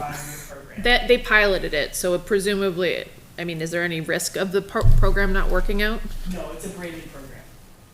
It's a braided program that came out 2 years ago and actually was set up to replace the program that we had that was sunsetting. So the program that we have will not be, we wouldn't be able to replenish materials after next year. So if this is approved, then next year in the budget cycle, it'll be a reduction in that budget by $75,000. We won't see this as a line item in the budget. It will not, for the reading program, it would not be a line item. And honestly, having bought multi-years of math as well, I would foresee that it would, this was a huge bump in the curriculum budget for this year, because, you know, we bought the math program for the elementary, and it was significantly less than the reading program. Yeah. But if I can get, if we're willing to, it is a big savings for the 5-year program to do it in one lump as opposed to having to do it at 25,000 each year. So to be clear, we've already budgeted for next year the We've 75,000. budgeted 75,000. What we're looking for is the Additional additional 53. to be able to bump it from a single year contract to a 5-year contract. And that, what that saves us is ongoing, we would have had to have paid 25,000 each year. Or if we did. So it's lump not it- another 75,000 every year. Correct. Okay. It'd be 25,000 for each year. Yeah. So I'm gonna make a motion to approve the multi-year reading contract. I think this just makes financial sense. This is curriculum we're gonna be sticking with. And similar to how we negotiated rates with PSNH and Eversource by extending out the contract, I think this, to me, is an extension of that smart, planning. So, and if we have the funds to be able to do so, rather than paying by year, and get this discount, I think we should. So I made a motion. Is there a second? I'm sorry. Second. Any questions? Seeing none, we'll vote. All those in favor of approving the multi-year reading contract for a cost of $53,500, please say aye. Aye. Aye, sorry, swallowing. Anyone against it? Abstain? Passes 500. So next you've got the Campbell Auditorium upgrade. So again, the intent is to, if I have this right, to purchase the soundboard out of the funds that were raised by the Wizard of Oz. This is to go above and beyond that, to make sure that we have a projector, instead of wheeling the one out that we do every time. And we've had trouble getting that to connect, by the way, so we want to have a mounted projector in there with screen inputs, proper wiring for controls, and At senior night, you heard our problems with the sound. Well, you guys were here, so you weren't seeing it. I was there, I heard about it. and then I came here. We heard about it too. Yeah. so this will kind of be the bow on it, right? So you'll have the new soundboard that can control stuff properly, and then you'll have it configured so that you can host events in there appropriately. So this is over and above the $20,000? Well, the soundboard is not The 20, soundboard is only 6. it's 6. Okay. Yeah, they raised 20, they'll use 6 of that for the soundboard. Okay. The other 14 will be to sustain plays going forward and other little incidental needs that come up. And then this 35,000 from the community, taxpayer dollars, is to finish outfitting the auditorium appropriately going forward. But no speakers. That's a different thing. Speakers, Well, no, the next thing is a PA system, so For that's separate. Campbell. That's separate, yeah, Okay. so, Well, yeah. That's That's for different the than speakers school. that would be in that auditorium. anyway. So that's I mean, different, okay. right, yep. I see this as a building maintenance kind of thing. You know, as needs have changed and we have more events and, you know, deliberative session and community meetings and such. It's phase one of many. Right, this is the first step. Area over the next several years. Yeah, I mean, everything in there is 20 years old and falling apart, and in some cases, is just not meeting the needs of those of us who use the auditorium. Why not a warrant article for this one? Because I see this as building maintenance, and I mean, a projector, screen, inputs, this is all new though. We don't have that today. well, we have a screen, don't we? We have a projector, we have a screen. Right. But they're on a cart. Right, this just updates what we currently have Agreed. because they're not in sufficiently working order this time. A warrant article, I fully support warrant articles. That puts it out another year. And that's another year of us trying to limp through any event that's held in the auditorium, whether it's a play, musical, meeting, town, anything that it is. And that's if it gets approved. But this doesn't include new speakers for the auditorium. This isn't the sound part of it. Right, because I know in our events you're bringing in speakers also, that's not Right. what this is. That would be when- step 2? So Is the that the, PA system, adding speakers and updating the next line, that would add for our PA system, which we can also tap into in the auditorium. Right, but I'm talking like you're presenting a play, right, and you need speakers. Correct, so this next one, we're hoping that we're adding speakers to the gym and the auditorium for a PA system that could also be looped in for events. I'm not certain they can be looped in. I think they're different. Yeah, I think it's two separate systems. Does the price reflect that? The price for 35, The speakers weren't on that. So, I mean, there's, a lot of it's under the video part of it. I can clearly see a projector. I don't know what a Dell-Lite 14168 professional TNSD is though, so I don't know if you do. So, just You're trying to going look at through some the of effort of projector and screen and all this jazz, but we still don't have sound that's of quality.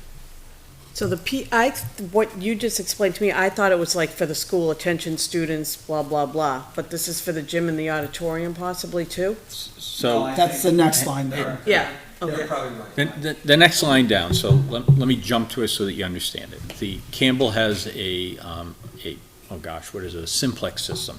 That's what was installed when the building was built. We've upgraded GMS and LMS to a Bogan system. We want to do the same upgrade here so that all three are on the same service contract and we're not having two service contracts. And the other thing that we've identified from a safety angle that the PA system in the auditorium is perhaps non-existent or perhaps disconnected, we're not clear, but when you make announcements, you're not hearing them in there. There's always been a concern with That's a PA huge safety announcements issue. being heard in the gym. So we want to address all of that from a safety angle and just from a, you need to be heard in the building. Will we So, save money going to 3 on a contract rather than 2 on one and 1 on another? I mean, potentially, because you would have one contract Yeah, provider instead and of not 2. two. And all this stuff is kind of proprietary, so Mhm. you have to have the simplex, people work on the simplex. Yeah. And there you're speaking about the CHS PA system, not the auditorium upgrades. Right, that is the emergency address system, the announcements. So going back to the auditorium upgrades, Just on the auditorium one though, right? Yeah. I guess what I'm unclear on is, the soundboard. So when I was in there and shown the problem, it's that the soundboard the volume will just decline on its own. It's like there's a ghost in there just turning the sound down. They have to turn it back up in the middle. It was really bizarre, but they're like, look, it just went down. Turn it back up again. That's the soundboard. I wasn't understanding there was an issue with the speakers. It's that the soundboard's not getting the microphone sound to the speakers I correctly. think part of it is the wiring as well. So that the wiring for controls would go into that as well. So I never heard anybody say the speakers are bad. It's that the system's not firing correctly. So I think the thought is when you get the soundboard updated and the wiring updated, then the speakers that are there will do their job sufficiently. They can't do their job with the Is that your existing. understanding too, Jake? Okay. Yeah, I'll go with that. Sold. Yeah. So my question is, would the soundboard even work appropriately if we didn't approve these CHS auditorium upgrades? I mean, the soundboard is its own purchase. That's something that it sounds like is gonna move forward with those funds from the Wizard of Oz sale. Will it even be able to work to its capabilities with the current system we have set up? The only question I don't know if you know, but the wiring would be my only question. Yeah, But I Mr. think- Harrison came in and spoke about this, right? Yeah, I yeah. think that the wiring is part of the soundboard purchase, and we have people Who can do the wire, who can run the wire. wiring and the installation for us. If I say no, it won't work, do you vote yes on both? Again, I think the assumption is we get a new soundboard, redo the wiring, it hooks up to our speakers. Yes, the sound works. Does that fix our projector problem, our screen problem, and not being able to have, I'll say quality presentations in there that look professional? No, it doesn't fix that, but we'd be able to have the sound working. Again, I'm all for it, but if you're uncomfortable with it, we'll limp through and continue trying to do it. Well, and I think Mr. Harrison's point too was that we have classes at our school that use that space as their summatives. It's a performance space for those classes as well. So it's, the soundboard working for our play productions is one thing, but it also works for the concerts that our students have, and that's all 3 schools at this point in time. So I do think it all goes together. I hear that loud and clear. I just want to make sure that the investment that's put into this, we're able to audibly hear through the speakers. That's not included in this. Right. Has Dan Right. mentioned anything about the quality of the speakers? Yes, the quality of the speakers is that we have one stereo speaker instead of having stereo speakers, which is how Yeah. it should have been. I could add speakers to the quote. So yes, it will work with the speaker that we have. Will it be? It's not gonna be Yeah. surround sound. It's not going to be. I don't know that we need that, Yeah. right? Right, But it'd be what I digital. want it to do is to work, right? And if you're pitching this proposal of upgrades, I feel like it's missing an important element. It is. It just, if I may, so we want it to work also.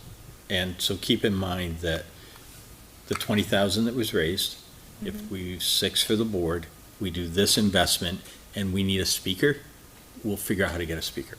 I mean, I think we want that auditorium to be firing correctly by the time school opens, and there is still money available in that, and I'm not trying to commit that, it's school funds, but we're gonna make that auditorium sound good.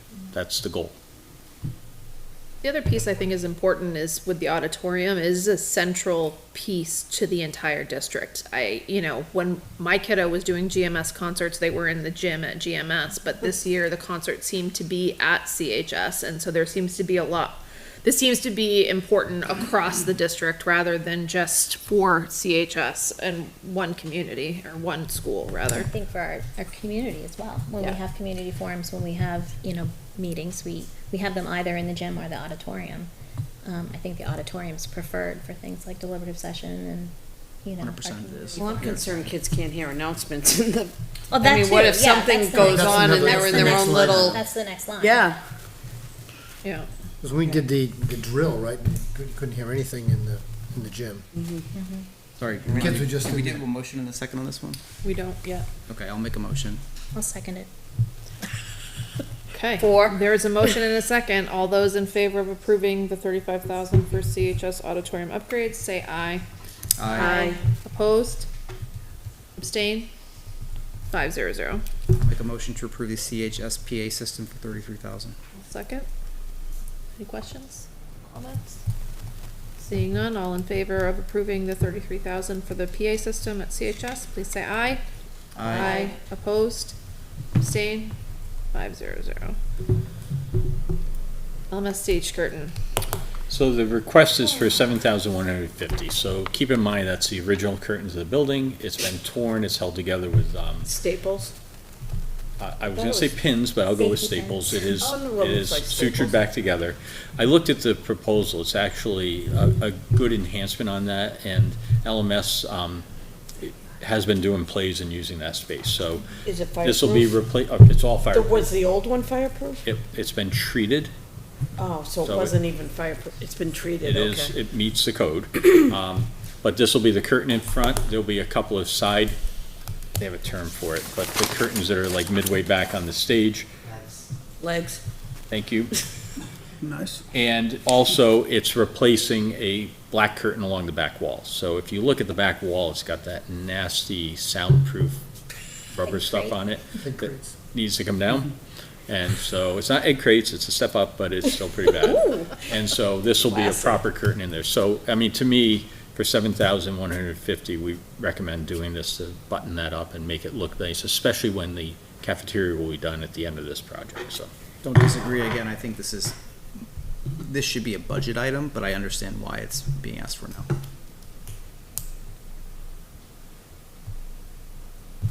Is there a motion? So moved. Is there a second? I'll second. All in favor of approving the LMS stage curtain, please, for $7,150, please say aye. Aye. Opposed? Abstain? It'll look great in our brand-new kitchen It What color are will. they gonna do? area. I'm sure it'll be the Thursday. blue that's there, blue with black backdrop. Very regal. Transfer to senior class DC trip, I think we all know the background on this. Is there a motion to I'll make a approve? motion. Yes, Second, yes.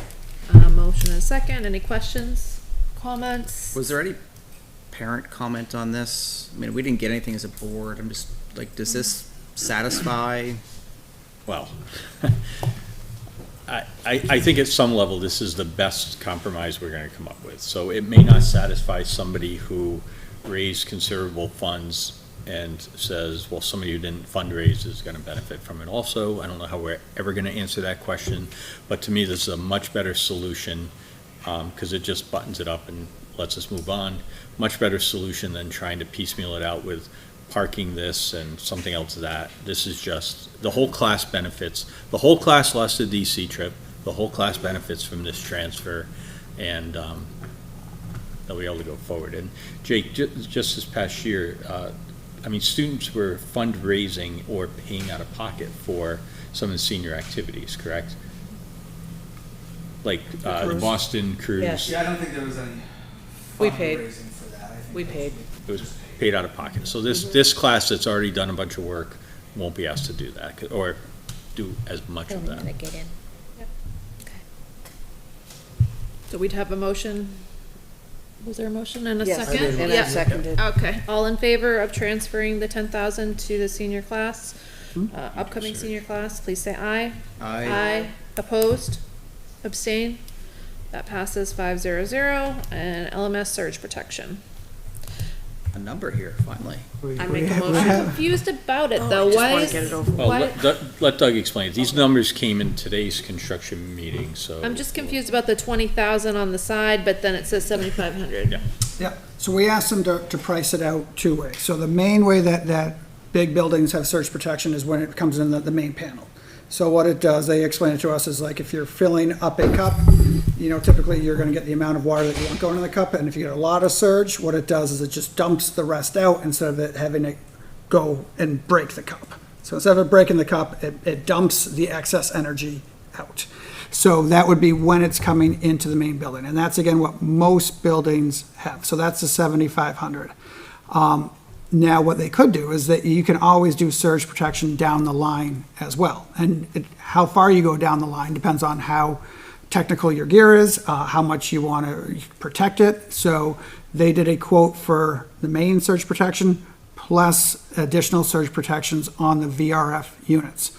So, so today I said, it seems like people were comfortable with going with the main surge protection. I said, I'm not the electrician in the room, but is that where people are? And they said, yes, most buildings just have this. They don't do further ones down the line. And we could have done even further ones down the line, it could be for the VRF. It could be for, outlets you're going to be plugging your computer into. It could be for other things like that too. So there is two options. Their recommendation was to do the main one, but they did price out two of them. So the VRFs, are those the rooftop units that we lost one of because of surge? Well, debatable whether it was the Oh, surge or okay. not. we say it wasn't because of You the say it's surge, faulty. but we're Okay. still Here's the fighting thing. that fight. Right, we now have our middle school with a multi-million-dollar investment, all in electric power Yeah. units. Yeah. Heating, ventilations, solar, all of it, right? I mean, to me, this is a miss in the overall design, personally. Like, this should have been just part of the plan all along. And it's really unfortunate that we've been tracking this and talking about it. But this, with all the millions of dollars we have invested in that school, this is a no-brainer. We have to Great. protect it, yeah. So are you thinking for the additional 20 or just for the 75? No, we should do the whole 75. building. I mean, that's where the surge is coming into the panel. Right, that's what I mean. I'm in favor of the whole building. Are you also suggesting we do the downline So I surge do the whole protectors? building. Okay, I'm not doing down. yeah, no, I'm in agreement with that. Motion, second, anyone? Make a motion for $20,000 for the whole building surge protection. So you do want the whole building. So whole building, so the 7,500 is where it first comes into the building. Right, Taking that's- care of that, which is what most buildings do. Oh, I thought that was the And then 20. the second, the additional would be if we want to put specific things on each of the VRF units, which weren't necessarily recommended. They said you can do that. I'm sorry, and Doug, I flip-flopped that. Okay. All right. Yeah, and the only reason you would need that is if something got past this main one, like it was such a big surge, it continued into the wires. Is that the way they explained it? Or maybe the main one was a little bit faulty, so yeah, so that it let more in than it was supposed Make a to. motion to approve the main surge protector for LMS. 7,500. Yeah. Perfect. Second. All right, motion and a second. Questions, comments? Seeing none, all in favor of approving the LMS surge protection at $7,500, please say aye. Aye. Opposed? Abstain? 500. All right, I think we made it through the list. So, first of all, thank you for all of that. That gives us a lot of direction, stuff to do. And keep in mind, even though Doug's got it broken out to and 82 cents, you know, that's all pending on what the final fund balance is. And I think you would say the 900 was at the top of the list that you started with was a conservative estimate. Yeah, conservative, So so. Maybe we more. should have a little more than that, but I don't want people to anchor on, you promised this amount. It could be, you know, Yep. depending on what that top So number will you ends up send a being. report to the board with the final numbers? Yep. Absolutely. Or we can bring it in July and tell you exactly where it shook out, because we should have it by Great. then. Thank you. Thank you. Great, I'm gonna keep us moving. Is there anything else, Doug, on business and operations? I am good, thank you. I think a lot of these votes definitely make our schools safer, so I appreciate that. We have our public minutes from June 7th, 2023. I'll make a motion to approve them. Is there a second? Second. Seeing a first and a second. Questions, comments? Seeing none, all in favor of approving the public minutes from June 7th, please say aye. Aye. Aye. Aye. Opposed? Abstain? I wasn't here the whole time. Okay, so one abstention. So 401. Moving on to the elementary school project discussion. So just to, I guess to start to frame it, if I can, the board has already voted to proceed with option 5, which is the new school on the new site. And since then, we have gone into and done a lot of due diligence with respect to the consolidation request.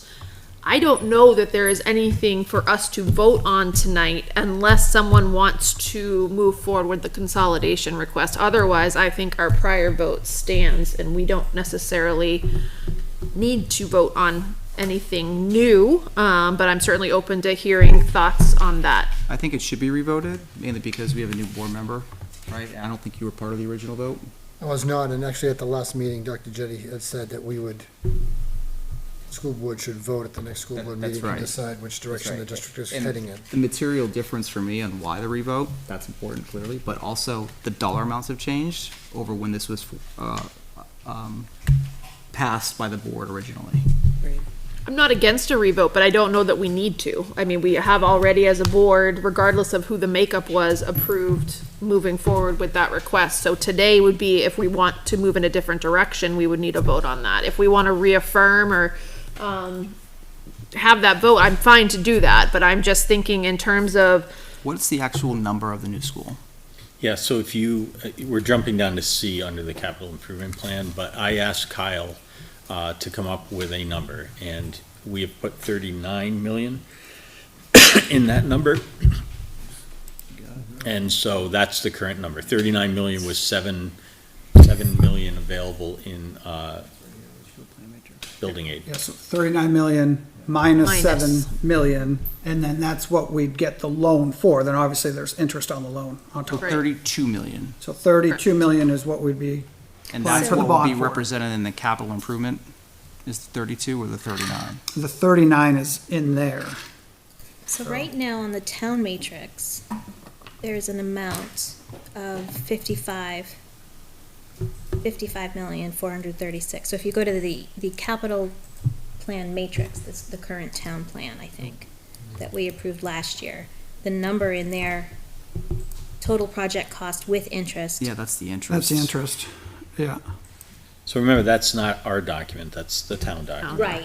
And underneath schools, you're correct, they're doing the total cost because they've got, I think they Where's the calculated, column? I think, the representative in the NHRP? NRPC? Yes. Calculated that, but using, Recently, or is that a? that was last spring. Last year. Last so year. that- This is being looked at and refreshed now. Yeah.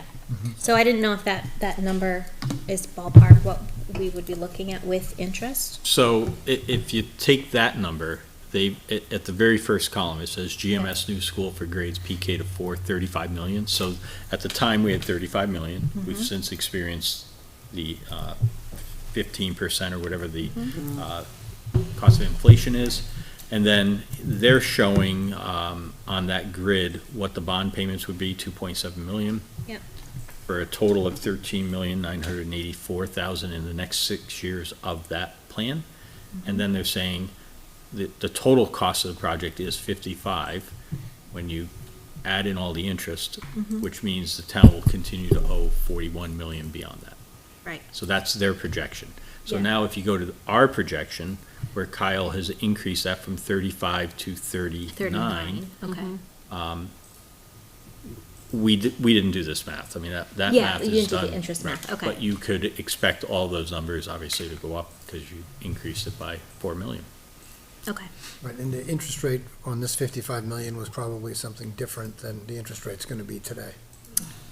So what we're I don't hearing, remember Was- what number he used. Yeah, I don't know, because they were using a little bit higher of a number When we do a bond, it's when they less. did the bond than what we would have gotten from the bond bank and what the bond bank would have ended up giving us even if we had July of this year. So I don't know that answer, whether, you know, we could end up at that interest rate or we could end up lower, but they weren't using a low interest rate to project it out at this time. and what we're hearing, even though the cost of lending has gone up on longer 20-year term bonds, it hasn't gone up as drastically. So So what's the guess? What's the bond What's rate it, today? 2? what did Kyle, he answered this. I thought he Did said I? 3. I thought he said to use 3%, but I could be wrong. I can't remember. I don't know, let's see if I can.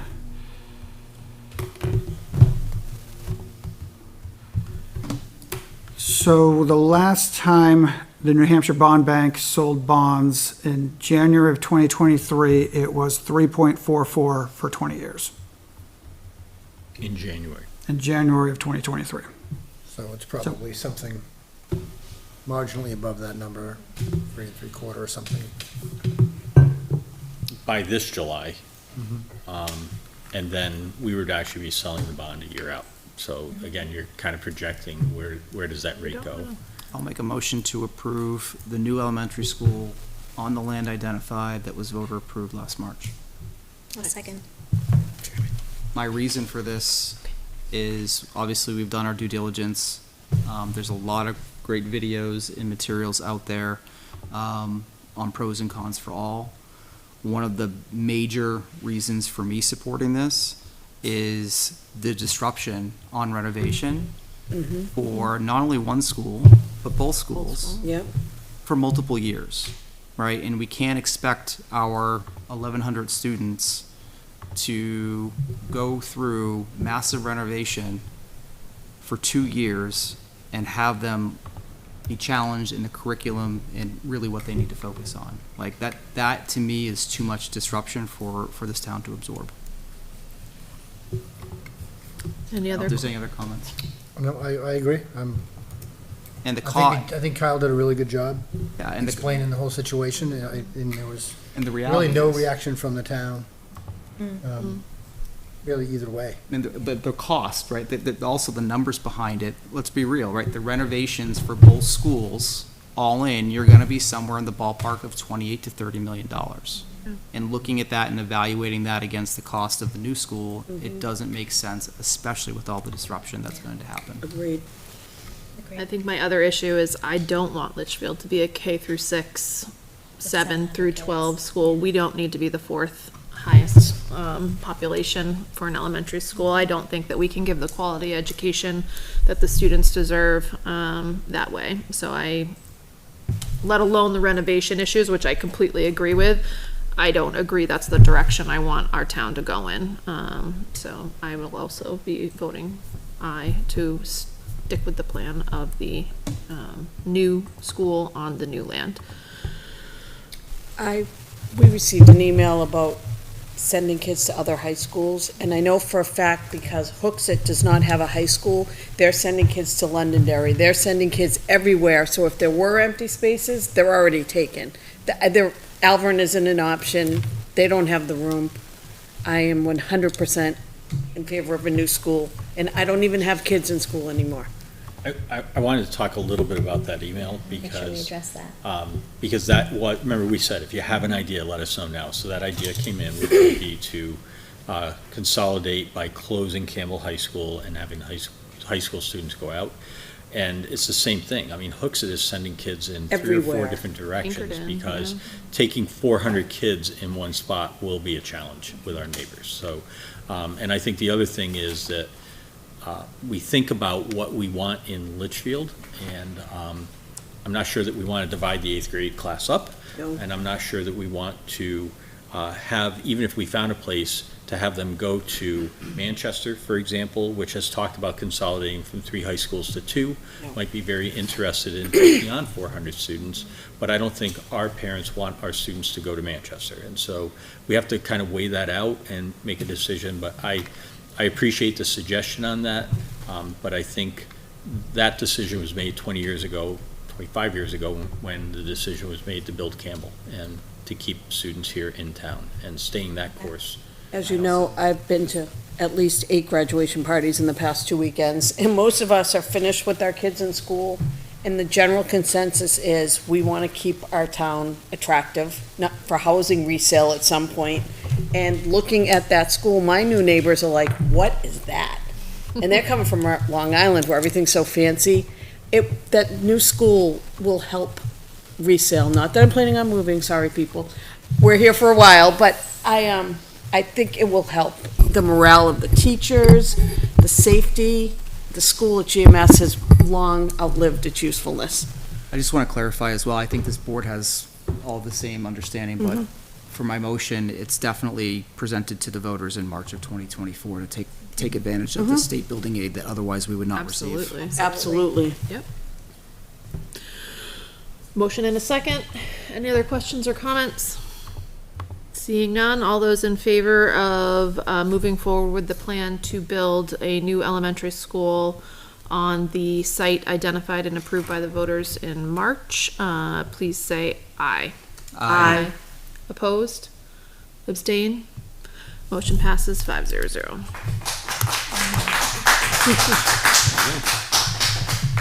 Good news. Okay. Follow up to the community forum.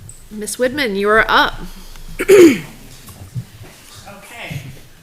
We have Mr. Hess here behind me, who I may ask to contribute, and Mr. Mitchell is going to speak on some of the elementary processes.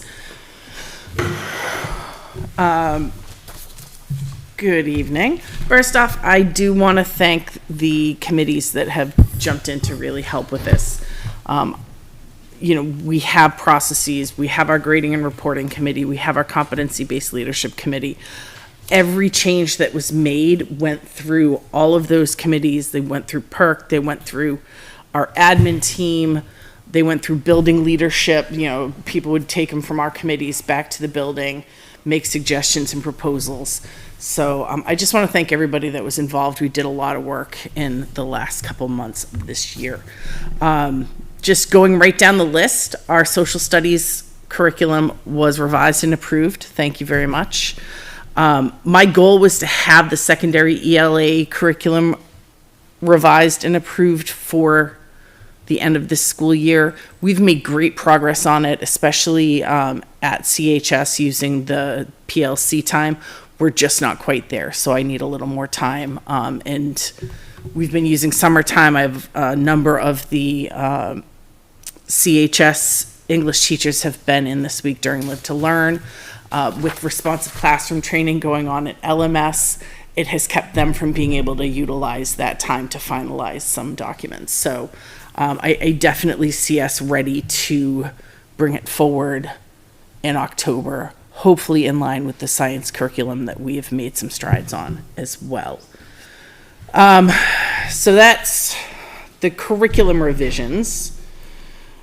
So there were things that we highlighted as part of the community forum when I originally came to the board as areas of need or areas of desired change. So each one of these has a final recommendation for the board so that you're aware of what we are looking to do. And I don't know if the board needs to vote or what process you guys would like to use. But first off, rolling grades. Everything's linked in there. And I have, as I explained when I first brought some of this forward, I have the change, but I also have any training and support that will be needed. And those are things that we've started talking about in our leadership teams, and we will continue throughout the course of the summer. So for next school year, we will be eliminating rolling grades at LMS and CHS. GMS did not have rolling grades.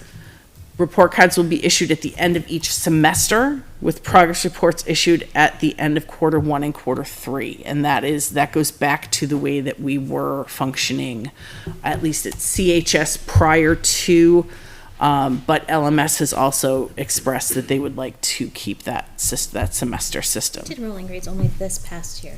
Is that Past right? 2 years. Past 2 years, okay. Each semester will count as 50% of the final grade, and credit will be given at the end of the course. We had a lot of discussion about that because prior to me coming to Litchfield, we gave half credit at mid-year and half credit upon completion of the course. That opens up a whole nother can of worms when you have kids that fail the first half, pass the second half, have to retake a course so we'd like to keep it as full credit awarded at the end of the course. Training that will be needed is, just to understand what that implication means to Power School, we did a lot of training with rolling grades on looking at the trends, looking at the factors of and I know I brought it to the board when you have the kid that falls off or the kid that starts out slow and we see the trends. We're going to have to go back to what does that information look like and how does that apply in a non-rolling grade system.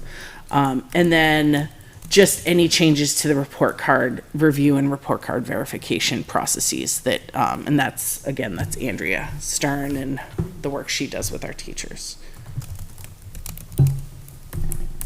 So that is our proposal on rolling grades. Do you want me to just keep going? Can you remind me again what was broken about rolling grades?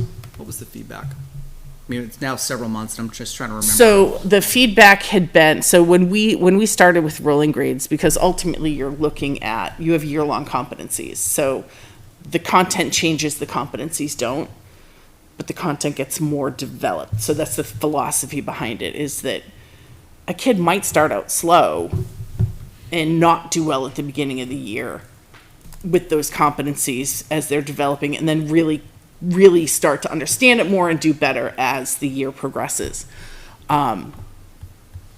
we have to look at that whole system of grades and look at the growth over time in a rolling system. But we have Power School that does just averaging. So if teachers aren't looking at that growth over time and they're just relying on the computer average, they're seeing that kids either can't recover from starting slow or can't fail when they start strong and then stop doing work. So I think it's more of a breakdown in application than in philosophy, but it was the will of all the groups that we get away from rolling grades. What's the impact to the students in changing that are already at middle school or high school? Not much. I don't think they'll see much of an impact. If anything, in all honesty, from what I heard from the middle school, is that the rolling grades, because a lot of kids would start out really strong and then just stop doing work. And again, if you're taking it as a straight average and you're not looking at the trends, their grades are higher than they may be. Thank you. I think hear the whole plan and then we can vote on it individually if that's okay. Okay. So the next up is assessment plan changes. And this one was the first piece that came before the board. But just to share the final thoughts, for the upcoming school year, formative work will count as 15% of each competency grade. We're going to need to do training with our teachers on understanding what constitutes formative work and distinguishing between like collected work and graded work, and how those get entered into a grade. So what would be collected versus what would be graded? So class syllabus, having a class syllabus signed as a homework assignment would be a collected. That shouldn't average into a grade because it doesn't align to a competency. Okay. How about another example? That would be collected. We have Exit ticket. an exit ticket. Here, write these 3 questions, or what was your thought on today's lesson? That's not necessarily. That's what it's called. Yeah. It's So just that's like a it's spot check. Check for understanding. yeah, it's like dipsticking for understanding. You're asking kids to do a question of the day, and you're going around just making sure that they're getting their thoughts down on paper. That would be a check versus Or like something that you're giving feedback on. Like my daughters had a notebook collected. Yeah. Yeah. It's more the Like, yep, you kept things your that notebook. don't directly tie to a competency. Again, going back to that, ensuring that graded work does align to a competency, that's going to take a lot of understanding and training on the part of our staff, but also on the part of our administrators when they do see grade books and parents and saying, well, wait, why is this versus this? And again, this does bring about changes to Power School. Each competency will still be great, they'll be calculated as they have been, equal percentages, but within that competency, it's 85% summative and 15% formative. So you're saying the administration, do you want me to ask questions later? You'll be in charge of making sure that teachers aren't doing exit tickets for a formative grade or Strictly, yes. I'll be- strictly, really? Oh, that's a fun job. Those are procedures that, those kinds of things we've already had a lot of conversation about over the last 4 years, that those bet. things need to be happening.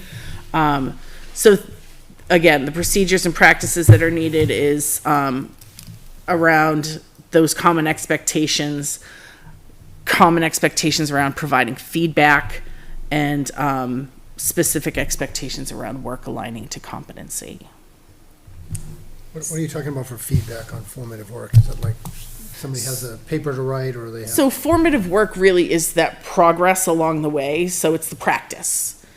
If somebody's practicing and we don't give them any feedback on what they're doing right and what they're doing wrong, when that summative comes up, they don't know what they're doing right and what they're doing wrong. So that's the feedback piece. Timely feedback, because Yeah. that's been an issue Timely too. feedback. You get your formative grade after you have your summative. Right, right. So I really appreciate, I was on the committee too, these discussions that we've had with staff members at LMS and CHS. A concern that I have is the amount of training and common practices that needs to occur in order to make this universal. With the limited amount of, PD time that we have available. Part of it is we're gonna have to lean on our building admin. So part of our work this summer is gonna have to be to make sure that as an administrative team, we are all on the same page. We have the same expectations. We have the same understanding of what those common expectations need to look like. So that through work, not only during our opening days, but also during faculty meetings, during PLC time, those things are gonna have to be common discussions, at least right out of the gate. This isn't old news. This isn't hard. I know. It's not hard at all. But you're- I think Liz, But You are you're- underestimating but you're right, how hard Samara. it's gonna be. Yeah. Right, you're right. You are it's underestimating how changing hard the it's gonna mindset be. of teachers that are used to doing summatives at all different grades. I totally get it. The I think feedback that we we're- heard in March was training, right, and the rollout and the adoption, right? And I see that listed in all of these report outs, right? And so, thank you for your question, because my question next was going to be, what's going to be different about rolling it out that we haven't already done Or tried, or tried over the last several years? yeah. It's gonna have to be in the accountability. So I'll be we'll completely honest, it's gonna have to be in the accountability. And we have rolled things out and we have set expectations and we have set guidelines and we have set parameters. And we just need to. we don't check it. So When, building admin gonna do the checking? well, I'll be honest, right check- now, checking grade books, I think I check them the most. That, I'm not the person that, I will, and I do, and I mean, Mr. Hess can tell you, Mr. Mitchell can tell you, I'm like, hey, take a look at, just ask some questions around. But the reality is, yeah, they need to be having a closer eye on. Mr. Hess, do you know accountability. what personnel you need to keep a close eye on at this point? I think an important piece of this is informing the parents on exactly what the policies and procedures should be.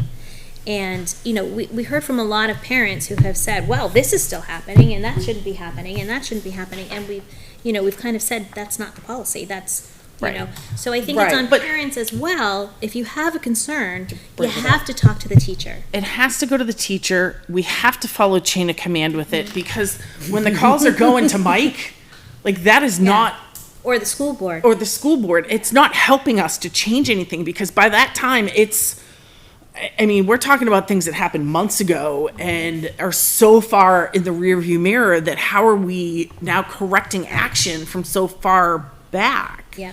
And that's really important. This is an implementation issue, and there are going to be consequences for people that don't follow this, Administrator Hess.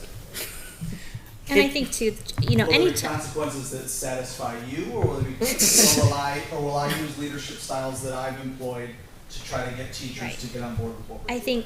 think, and You're two- having tough conversations. Absolutely. All right, Yeah, and I think anytime I've reached out with, hey, that doesn't seem like a summative, the teachers have been really receptive, and, it is, and here's why. Right. So I think, if we keep those lines of communication open, And that's really, really important it's important. across the board. I think it's the timeline of putting grades in, I think is a parent's biggest issue for some teachers, and I think some of But them again, aren't that's- here anymore. We hear that was not something that came out of the forum, really, but that's what we hear on a regular basis. So the reality is, everybody's we're making changes that might not impact anything, even if we absolutely hold people accountable. It might not change kids doing formative work. We don't know. We have to go through it and see.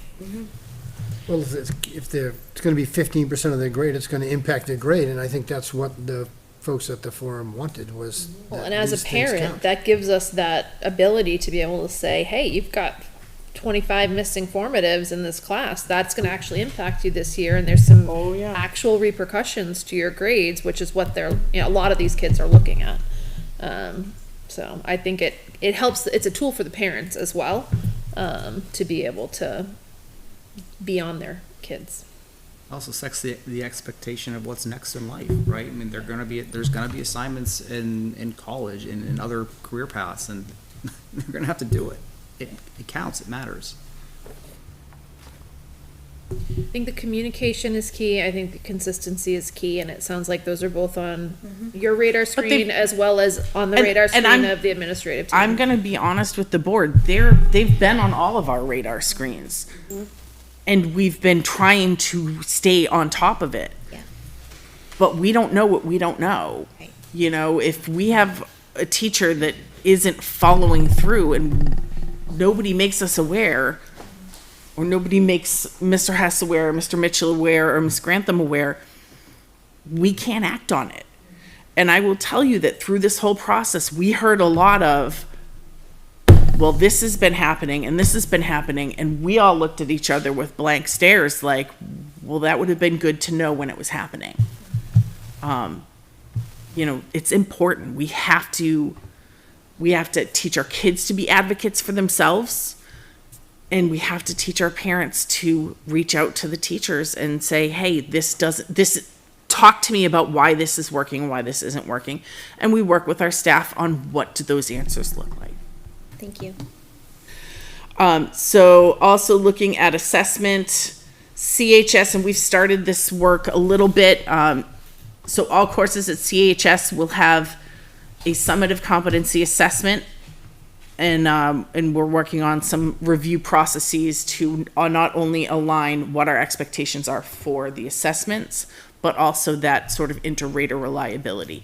We want to make sure that, in Noah's class, his students are being graded the same way that they're being graded in Sam's class. So how are we building some of that into that PLC time? In LMS, it will be working on it in the following year. They've asked for an extra year to, because of the number of new staff and their focus on responsive classroom for this year. So the training needed, and like I said, we've already started a lot of this. What constitutes a competency-based assessment, and using competency-based rubrics and competency-based scoring tools for those assessments. We're going to have to create some feedback processes with the building leadership teams. I envision us, at CHS using our CFs and using our department time, our PLC time, and at LMS eventually looking at using our team, our team leaders and our team time there. What's a CF? Curriculum facilitator, the team teacher Head of leader. department, sort of Add thing. that to your spreadsheet, Peter. I sent you. And like I I said, should just have that taped to my, I should share it with you guys. we're looking to implement this next year at CHS and hopefully during the following year at LMS. I'm sorry, so, I think I lost my place. Implement the Next year-end year. piece. Midterm, so I don't want to use the term midterms and finals because we're not going back to close down for a week, but a summative sort of end of semester summative assessment. But change one would be in effect at both schools, just to be Yes. clear. Yep. Okay. So you're strictly referring to change two when you say LMS has requested another year. Correct, Okay. correct, yep. Okie dokie. Sorry, Peter, I interrupted you. No, that's what I was trying to get spit out. Thank you. Okay. The next up on work study practices and the rubrics, we had a lot of conversation about this early on in the year. It did come up as a concern from staff mainly, not so much from the parent angle. And it did go back to the buildings, and at this time there have not been any proposed changes to the work study practice rubrics. We have had a lot of conversation at each level about changing our implementation and the way we're using them and the way we're tying them to what the kids are doing in class. We had a lot of feedback on rubrics, I believe, from the community forum. Refresh my memory on what was shared. I mean, I know there's a lot of talk in the community about how rubrics don't work or how whatever. So it might be. I think the biggest scale. it was the Grading scale. Yeah. Okay. It was this misconception that, oh, a 4-point scale is, we're changing the grading system. No, it's a rubric. Like I said, it could be, don't get it, kind of get it more, totally got it. And, but we just happened to use numbers, 1, 2, 3, 4, because that was what made sense to the staff when they wrote it. So there was a lot of, I think the confusion was less about the idea of rubrics and more about the idea of a 4-point scale, which those are really two separate things. We're not looking at a 4-point scale for reporting out on our grades. None of our grades have been reported out on a 4-point scale except for our work study practices, but they've been that way long before I got here. And I think that's my only concern, is that the work study practices and the rubrics, if they're both graded on a 1 to 4 scale, that can be confusing to parents rather than, a different type of scale. And I don't know what the answer is to that. So I'm not I will tell you, necessarily- we've addressed it. We've talked about it in grading and reporting. We've talked about it in our competency leadership teams. I even proposed that, okay, so if it would make it easier for parents, let's do away with the 1, 2, 3, 4. That predates Yeah. any of this. Yeah. We have teachers that have been grading on a 4-point scale long before I even started in this district. Yeah. I think it used to be like, I remember they got S's and P's and, it was just a different thing. It was, Elementary with school was like supports that. independently. Right, that and kind of that's, thing. Yeah. so we do have one scale, and ideally, I mean, we're using it for both, because if you read the language in those 1, 2, 3, 4 descriptors that are on the work study practices, it's all about being able to demonstrate things independently and consistently. Right. And that applies to behaviors, but it also applies to academics. So, and correct me if I'm wrong here, work study practices also kind of encompassed behavior in class. Work study practices, Participation. that's what work study practices do.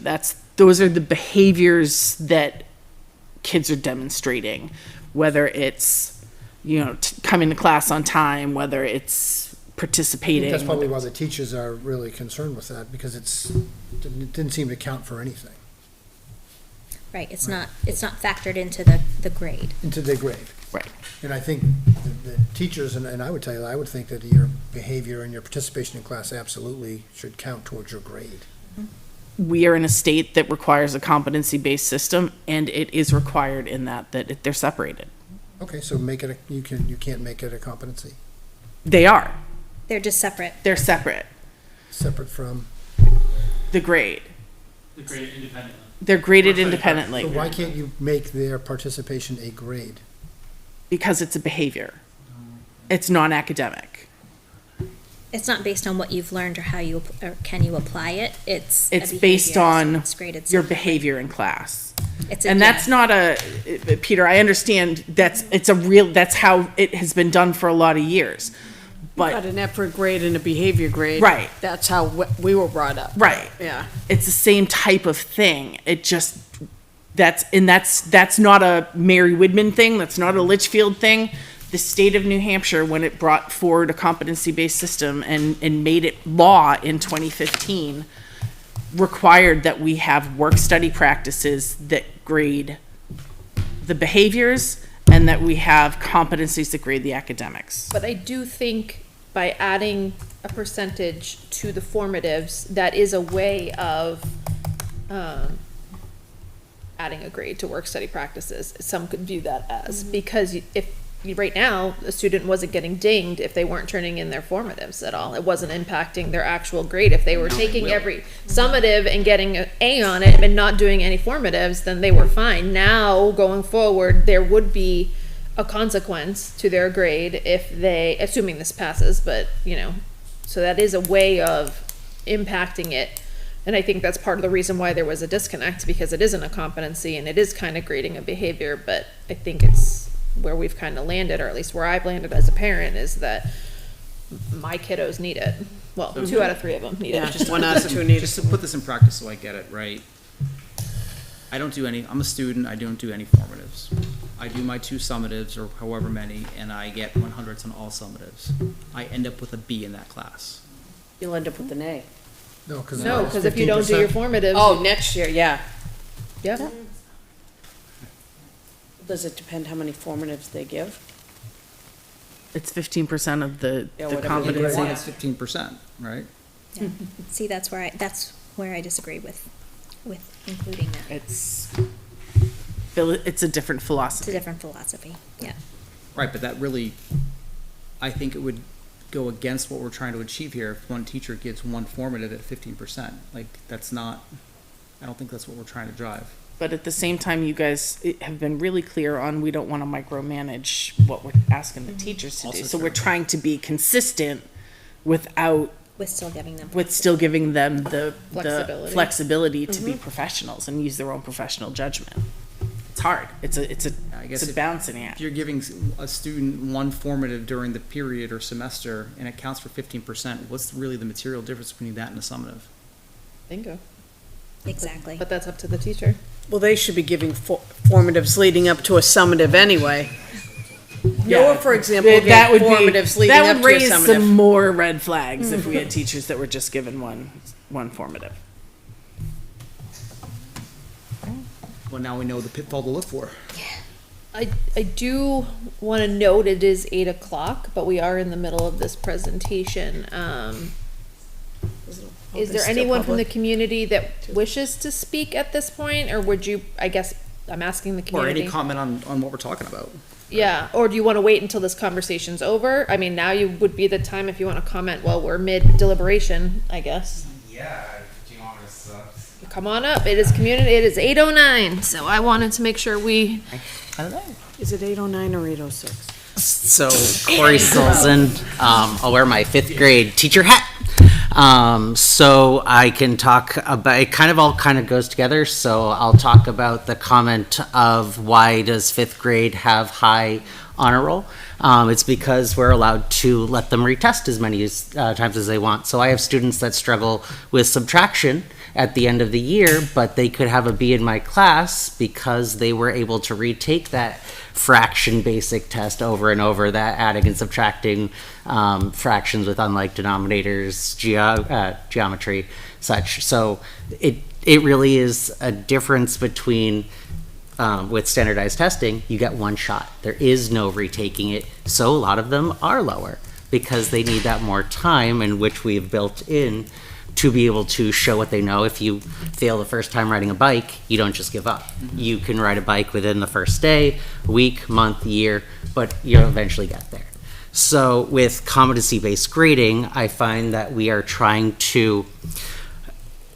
teaching the skills and we're breaking apart the behavior from the skill, which is best practices, really. But we're trying to grade in a percentage-based, and you can't have both. We're trying to appease, and it really is the parents. We're grading for parents. Kids, like, feedback is, hey, you can do this skill, or you're missing this, you're multiplication, like multi-step. Oh, you're forgetting place value. So that's true feedback. That's where kids grow. They don't grow by, you got an A on this test.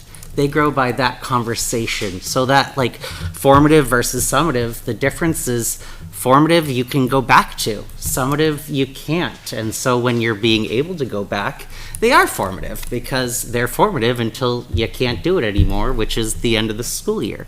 And with parents and talking about grades, have that conversation. I know a lot of parents that have really appropriate conversations about grades and, hey, my kid's struggling, what can we do at home to support them? What are you doing at school to support them?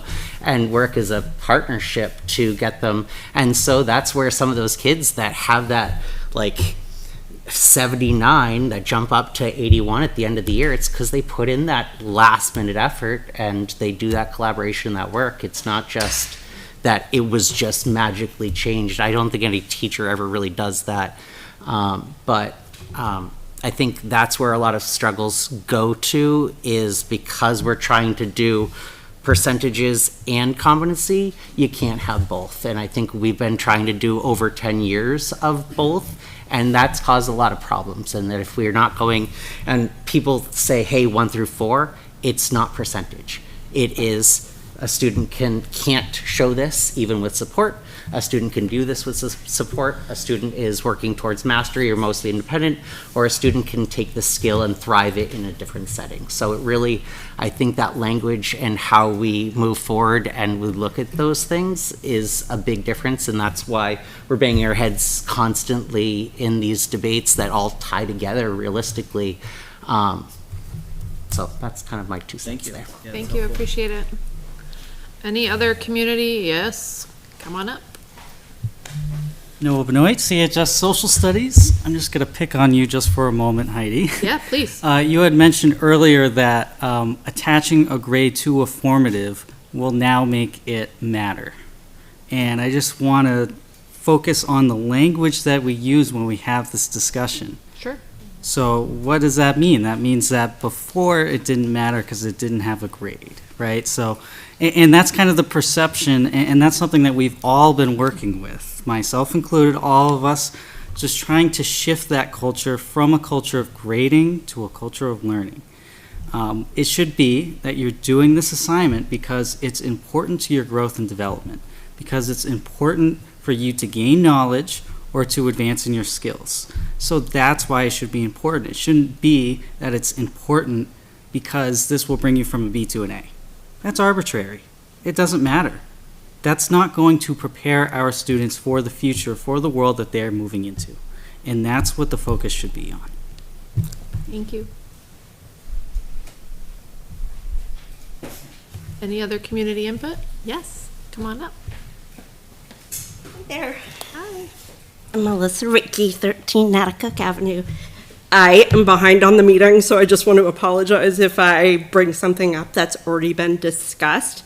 I was listening to the community correspondence part while I was out walking the dog, and I felt like my emails were either misunderstood or misrepresented, and so I just wanted to come and just kind of give my thoughts on that. The reason that I had emailed was not because I really feel strongly about hats in school. It actually was because I was a part of the committee a few years ago with Tina and, some other admin, parents, kids. We came up, we worked really hard on the policy. It was put into play, it was great. Then there was some changes that needed to be made. This time I was unable to, for personal reasons, be part of it. But I was disappointed to see that the 3 board members that weren't a part of it had such strong opinions on the hat aspect without being part of the conversation. And so my email was not specifically, although it did say that I do believe there should be hats in school, because I do think that there is some benefit behind that. It won't impact my 2 that are still in school, so it doesn't really play a part in my family now, but it did before. And so I just wanted to say that I think that when you put a committee together, well, when there is a committee that's put together, and there is, I don't know if specifically you'd say a policy is created because it's not fully created, but the ideas are put into it, that those should be really listened to over kind of the personal feelings of the people that weren't part of those conversations. So that is where I'm at. So, thank you. Thank you. I would like to respond to that because I have been told my correspondence is too long and I need to, by the chair and other people, I needed to shorten my correspondence. So I just put it all together. It went so much faster today because I've been asked to make it shorter. That is true. I did ask that it be subject matter, so, in summary. not my diatribe that I used to go through. It's much shorter now. Any That other, wasn't the intention. any other community input? Seeing none, we'll close community input and move back to the presentation for Ms. Woodman. Thank you. The last piece that I have a recommendation for is the procedure review and accountability. So there were two pieces here that came up pretty regularly. One was the inconsistency in the reassessment procedures. That we've not made any changes to the reassessment procedures. What has come out through our discussions is that we have to implement them with fidelity. And part of that is going to be working with our teachers on how to actually put the ownership on the students. The whole idea behind it is no kid just can't show up and say, I want to retake it today, so let me retake it. They have to go through the process of doing relearning, of spending time and putting work into it so that they can really demonstrate that they now understand the concepts and the skills. And the other piece is we do need to have, each building is dedicated to reviewing the expectations, going over this at the start of the school year, making sure that they are clear with their teachers what the building expectations are, and putting some accountability to it. I think, again, putting that language in front of parents helps too, like include it in your course syllabus at the beginning of the year. It already should be in. It's in the handbook. The handbooks. Yeah. It also should be on the syllabi, or at least linked into the syllabi, or reference to, you can find the reassessment at. And we talked about that a lot last summer as well. So we need to just make sure that that is done this year. So, one second, reassessment is retaking tests, right? It's relearning the material and reassessing on the competency that was not passed. It's not necessarily doing the whole thing over. It may be doing part that you really struggled with. If there was a reading competency and a writing competency and you understood all the reading and did that great but struggled with the writing, it would be doing some remediation, some work with the teacher, some revisions, and then having to redo that writing portion of it. So I'm struggling with this and trying not to be sarcastic. We have a person take a test on a day of material that they've been working on and learned. There's got to be a period of time where you measure their progress. It can't be, I'm going to measure it here, and I'm going to measure it here, and I'm going to measure it here. There's got to be some teeth to the grade. It doesn't make people ready for what's next in their life, being able to retake tests or turn in work late. But we're talking about kids. And here, the reality, and I understand that we're getting them ready for post-graduation life, but at the same time, we have to teach them how to be learners. And not all kids learn on the same timeline. Some kids will get it later on. And we do have stipulations on here. They can't take and take and take and take. They have so many days to set up and do the plan. They have so many days to do the reassessment. So where is that material? It's in the handbook. It's also on our website. You can't find anything on the website, so. It's under if you go to the curriculum and instruction tab, everything is actually pretty well organized. If you can just send a link, I think Sure. that would be helpful to look at, because we hear the story, this kid came back at the end of the semester and they wanted to retake this, and it was from October, and that's not the policy. So I think understanding what the policy is, will kind of. Understanding the policy, but also understanding there is discretion, and there are teachers that may look at a particular student and there might be a reason why. We want totally teachers would to understand that, some personalize for Right. kids. We do. I don't necessarily follow that. Well, that's what I think we talked about it before. You said it's a difficult balance between having that flexibility to be able to give our teachers the discretion that they deserve, need, and have to be able to practice these things, and then the guidance and the boundaries that they're working within, and it's hard to find that balance. So for example, with respect to an assessment, there could be a reason, and the teachers are much more in touch with a student need or a home life situation or whatever's going on than we are, certainly, than maybe even building admin might be. And so I support wholeheartedly giving the teachers the discretion to do that.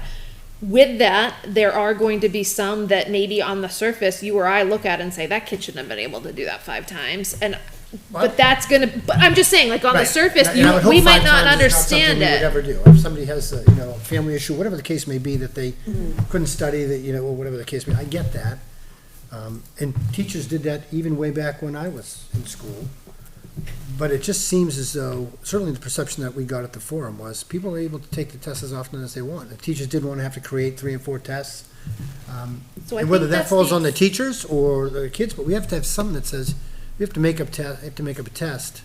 You have X number of days to make up the test. I've linked in the reassessment. Yeah, I mean, and I think Oh, that's thank the you. exception. Those things happen, but I think that's the exception, not the general rule. I think for the most part, that's not happening on a regular basis. I mean, I think the other piece is to go back to what Noah said.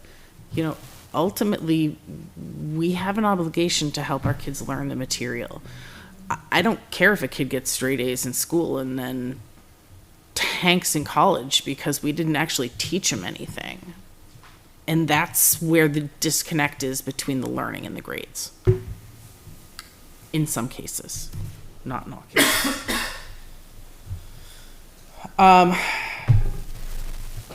The second part of this is the, we talked a lot about the late work. So we did put that back on the buildings to revise or create their late work expectations and procedures.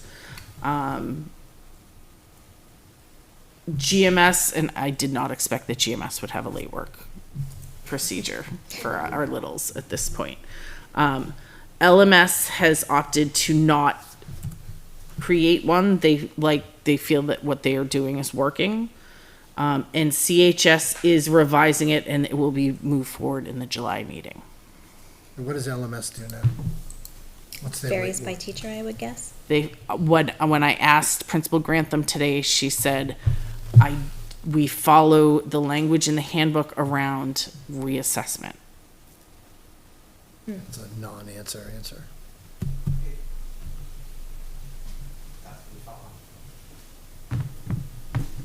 So what does it say in the handbook? The reassessment that I just She linked linked it to on you. that page. Oh. So if you go to the top, it's a blue link now.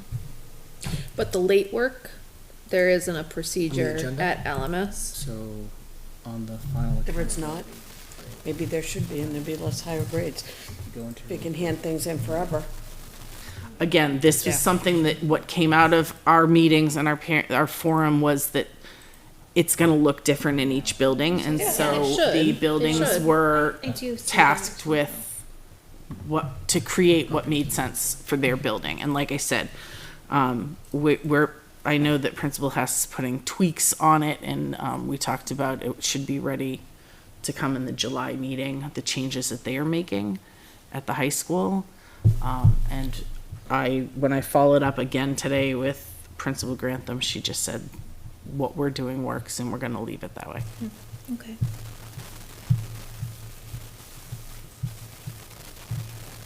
My biggest concern with the late policy is consistency. What one teacher may do may be different than what another teacher does, even in the same department and in the same building. I don't know that there's any way that we can do anything about that. That's gotta be an admin level situation, right? I mean, that's what your job is. And so I'm looking at Jake behind you. I'm looking through you. My only comment for the CHS is I think it's important to have communication both ways. So if a teacher is choosing to enact a policy and say this is 5 days late, I'm not going to grade it, to make sure they're communicating that to the student. Because That's fair. if there are grades that are not put in there and the student believes they're going to be eventually graded, because sometimes that's what happens where grades roll in a couple weeks afterwards, and their belief is that it will eventually, and then it doesn't happen. I just think there needs to be good communication on both ends, between the student to the teacher certainly, but also from the teacher to the student, if they are choosing to enact a policy. That's my thought. But otherwise, So I guess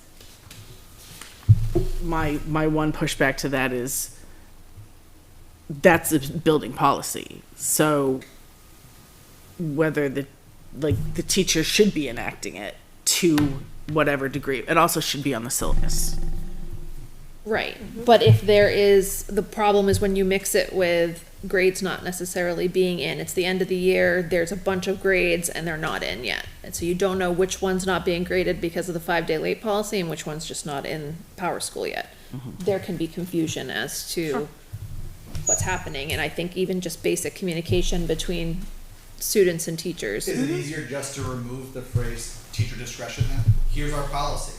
Well, and that's what I wonder, but again, I still come back to, I think there should be teacher discretion in certain cases, and I go back to what I said about the teachers have a better idea of a home life situation. I don't know. How do you guys feel about it? I think it's, I don't know, I think it's different. Some teachers put in the assignment when it's assigned into Power School, and then it's, you know, there's just no grade after it. Some teachers put in that it's been collected but not graded, so I think that piece from a parent perspective is tricky. But I do want to. But I also don't track my kids' grades that closely. I leave that to them. Like, my kids are old enough now that. I do just want to go back to that idea of the learning, though. Mm-hmm. That is an important piece, and our teachers know the kids best. And if a teacher is working really closely with the kid to master a concept, it might take more than it 5 might days. take more than those 5 days. And so if we take out that language of teacher discretion, we are making it, no, it's the 5 days, the end, and your flexibility is no longer there. Right. But again, that's a different. How do you feel about it, Jake? I'm asking you. Do you think we should take out the teacher discretion? I think that we put a lot of emphasis on getting these kids prepared for the next level, and then put a lot of emphasis on there needs to be so much communication with home. I agree we need to communicate better at home. I totally understand that. But we're talking about 14 to 18-year-old kids, and if they can't, and I'm not talking it's day 3 and they miss us. I'm talking we're 3.5 weeks late at this point, and a kid hasn't turned it in. And I'm assuming there's been conversations with the teacher in the classroom. That's going to be my assumption. I think that these are high school kids we're talking about, and I think that part of this experience, if we're going to get kids ready for that next level, they've got to advocate for themselves. And there's a huge learning portion of that. We've got to teach them to advocate for themselves. We're going to do that. It's going to be part of our advisory program for next year. But, if we're going to consistently fight over teacher discretion because this teacher allowed it after 2 weeks, but this teacher didn't, be a heck of a lot easier for me just to say, sure, hey, here's the late work policy, we're going to follow it to a T, and then that's it. But I will say that then that goes back to what Mike was talking about earlier with the honor roll. We have some tough parents in this town that can be ruthless with some of the teachers, and Well, I think it's incumbent on the administration then to stand up to the parents. I can't, I mean. I agree. I agree with you, Peter. Peter, you have no idea. However, In the real world, if, you have a project that's due on a certain day, it's due that day, period. right, but at Nobody the same time, cares here's the thing: that if I have that a project your dog that's get due, if I have a board report that's due, and Mike catches an error on it, I still get to go back and fix the error. Sure, but you have it's different, I think it's a little different. A little. You know? But in terms of having the principals have the teachers back. But I think, and I mean this with no disrespect, but parents are coming to you guys. They're not going to the principals. Because they think there's going to be retribution. Exactly. But there's never. Give me the examples of retribution. I know Perception is that. reality. It is. I know. But then what do we do? If we can't That's get what we parents to get. talk to teachers, how do we, what Yeah, I we mean, what can't- else can we do? If we can't have parents talk to teachers and they're talking to the board, but the board's expecting the principals to be dealing with stuff that they don't know about, I mean, it's a vicious cycle that we're Have dealing to with. start Madam at Chair, the but I'm a bit lost Yep. with the conversation. Are we proposing a change to what's being presented tonight? Are We're we hearing proposing leaving it that as is? what's been proposed is that there is no change, with respect to. Right, but is the board now deciding that we want to see a change For, which piece? for the late? I think the board is discussing that. My late work policy will be presented with the student handbook, because it's part of the student.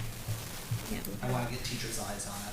I know what I want. Yep. I wanna get teacher feedback before I. I think that's fair. And that's kind of where I am too, you know, for the LMS question where they haven't made any changes, I'd like to make sure that there's an opportunity for the teachers to weigh in and develop a policy and a procedure that works. It was, I mean.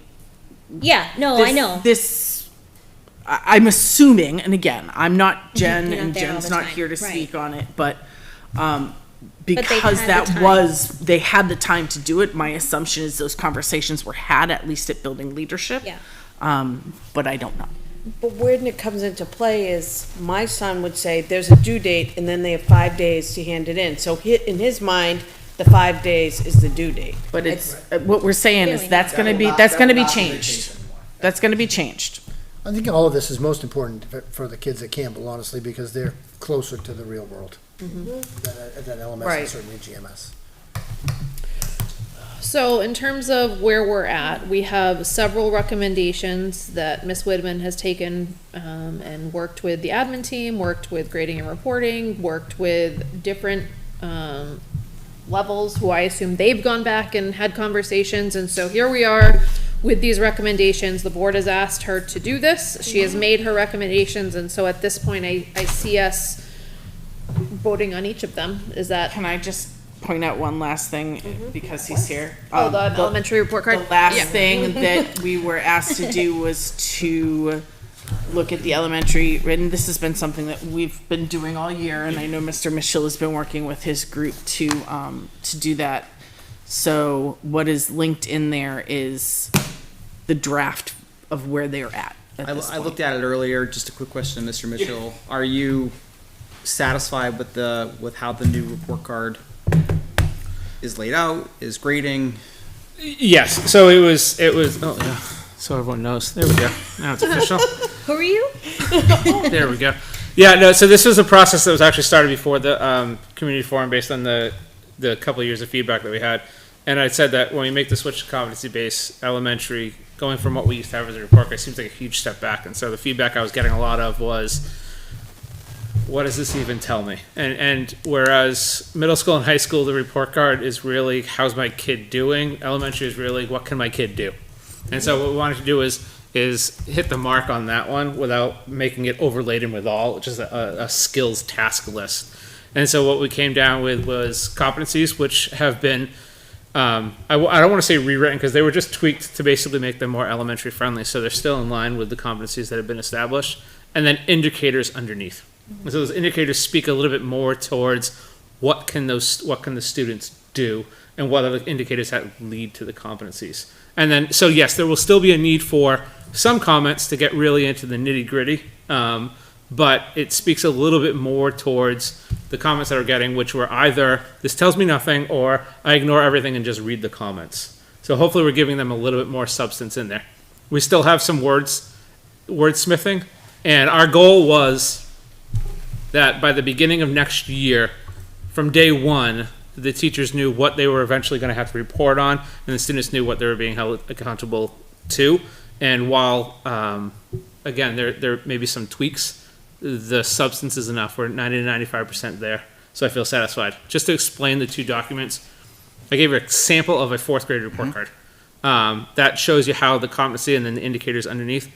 And then I shared the all indicators list, and what that was for was, that was step 3 of the process. Step 4 of the process was identifying what we wanted, making sure we're all aiming towards the same target, and then coming up with these indicators. And we're going for 2 things.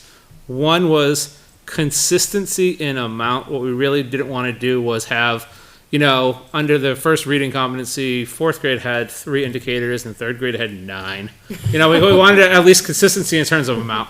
And then we also wanted to have continuity. So you can see, if you look horizontally, you can see that how that competency builds over time. It looks like this in first grade, second grade, there's no gaps and there's also no overlap. So I'll explain 2 concepts. And I also want to let you know too that in creating this report card, we had the committee that worked all year. We did the rewrite mid-year, and then we were meeting weekly or bi-weekly. And then towards the end of the year, so about the last 6 weeks, I was able to assemble a parent panel that gave us feedback on it too. And that parent panel basically represented not exactly every grade level, but we had parents of students who have just left. We have parents who are midway through and another one's coming in. And this was most important to me for feedback it was an even blend of those in the education world and those not in the education world. Because that was the most important, because they gave us the feedback of use this word all the time and I don't know what it means. And so some of the feedback, these are words that are just part of the lexicon that we use, like decoding and inferential. We had a mom say you keep using that, I don't really know what you mean. And it's it's a good point that we can spell that out in simple, non-edu speak. Layman's terms. Yeah, non-edu speak language. And it served 2 purposes. One, it gave us good feedback in the formation of the report card. But secondly, it gave me those things that we're going to have to hit next fall when we start with the parent education campaign of rolling out a new report card. The expectation is not in November, this just shows up to parents, that we've done some sort of outreach and education so they know when the report card comes out, what to expect, how to read it, what it's telling you, yada, yada. And those parent feedback form, and I hope to tap into them again if I need to. So not having an elementary student, how does this work with Power School? Does this not work with Power School? Is this a separate? That is their ongoing tasks, and my task, now that the committee has disassembled to go on summer vacation, my task is to Make it work. Make this work in Power School. And I will say that I tasked the committee, and maybe dangerously, with, while we're building this, I want us to, and Janina's here. I'm watching her face. Yeah, and I gave it to them, and they I think choked uncomfortably. I said, don't let Can Power School do this be a driving factor in the creation of this. Let's create what we want, and then make Power School give us what we want. And so early on there was, will Power School even do this? And I'd have to say, stop thinking like that. Let's get us what we want, and then hopefully we can get Power School to give it to us. If not, at least we have our dream, and then we can get closer to that and make Power School align. Awesome. But with Power School, just so you know too, the purpose of the report card is we do have numbers and letters, and the point is that we want numbers to equal numbers. So scores give you that number. Those letters can be a combination of work completion, but it also allows for teacher observation. So it's that blend of subjective and objective feedback. You're not always going to capture it on a paper assessment but in elementary school, it's just, I can tell you what your kid and can't do, not necessarily on an assessment, but just living with them every day. Right. So hopefully it can kind of capture that. If I can just emphasize 2 things. So one is that you heard Dan say this has been a work in progress all year. So even though at the community forum we heard that it hadn't been changed, it was a work in progress at the time that was happening, right? So Dan was aware of that. The second thing is that I laid eyes on this for the first time yesterday morning, and I had questions. So I guess I'm going to be part of the non-parent parent. But there's some language consistency things that Mary and I are going to work with Dan on. So, we kind of have the back plan. If you're going to roll this thing out in October, you got to get Power School to accept it, and you got to get the language fine-tuned so that there's consistency throughout. So we got some more work to do, but you can see that it'll be in place, and the faculty have had a big bite at the apple in getting this developed. Yeah, so just we had the committee, but the committee represented every grade level. They would go back and work on the grade level, and then 2 staff meetings? For the vertical, was it 2 staff meetings that we were on? Yeah, Yeah, so 2 different staff meetings. The time was given so that first could meet with second, third could meet with fourth, and they could kind of hash it out all together to make sure who's doing what. And so a lot of time was dedicated, so directly from the committee, but also indirectly through the committee. I think there was a lot of teacher voice. Report cards are one of the things you don't want to change every year. So we need to get this right and implement keep it, it. and then leave it in place for a number of years. So that's why we want to spend the time to make sure.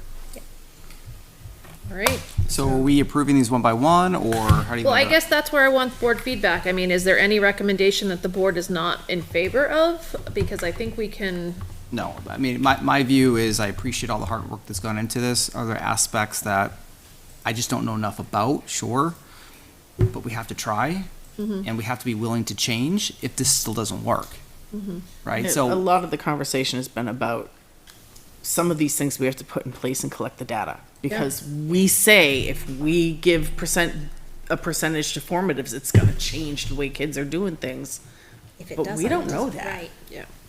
And so we have Well, to you'd be like to able- think it would, if it's gonna now, Yeah, we just the don't know. excuse has been it doesn't count, so I'm not gonna do it. Right. Now it counts. Right, So you but we gotta don't do it. know that, and I can tell you from talking to other districts, they've been in the same boat, and it hasn't had the impact that they had hoped it had.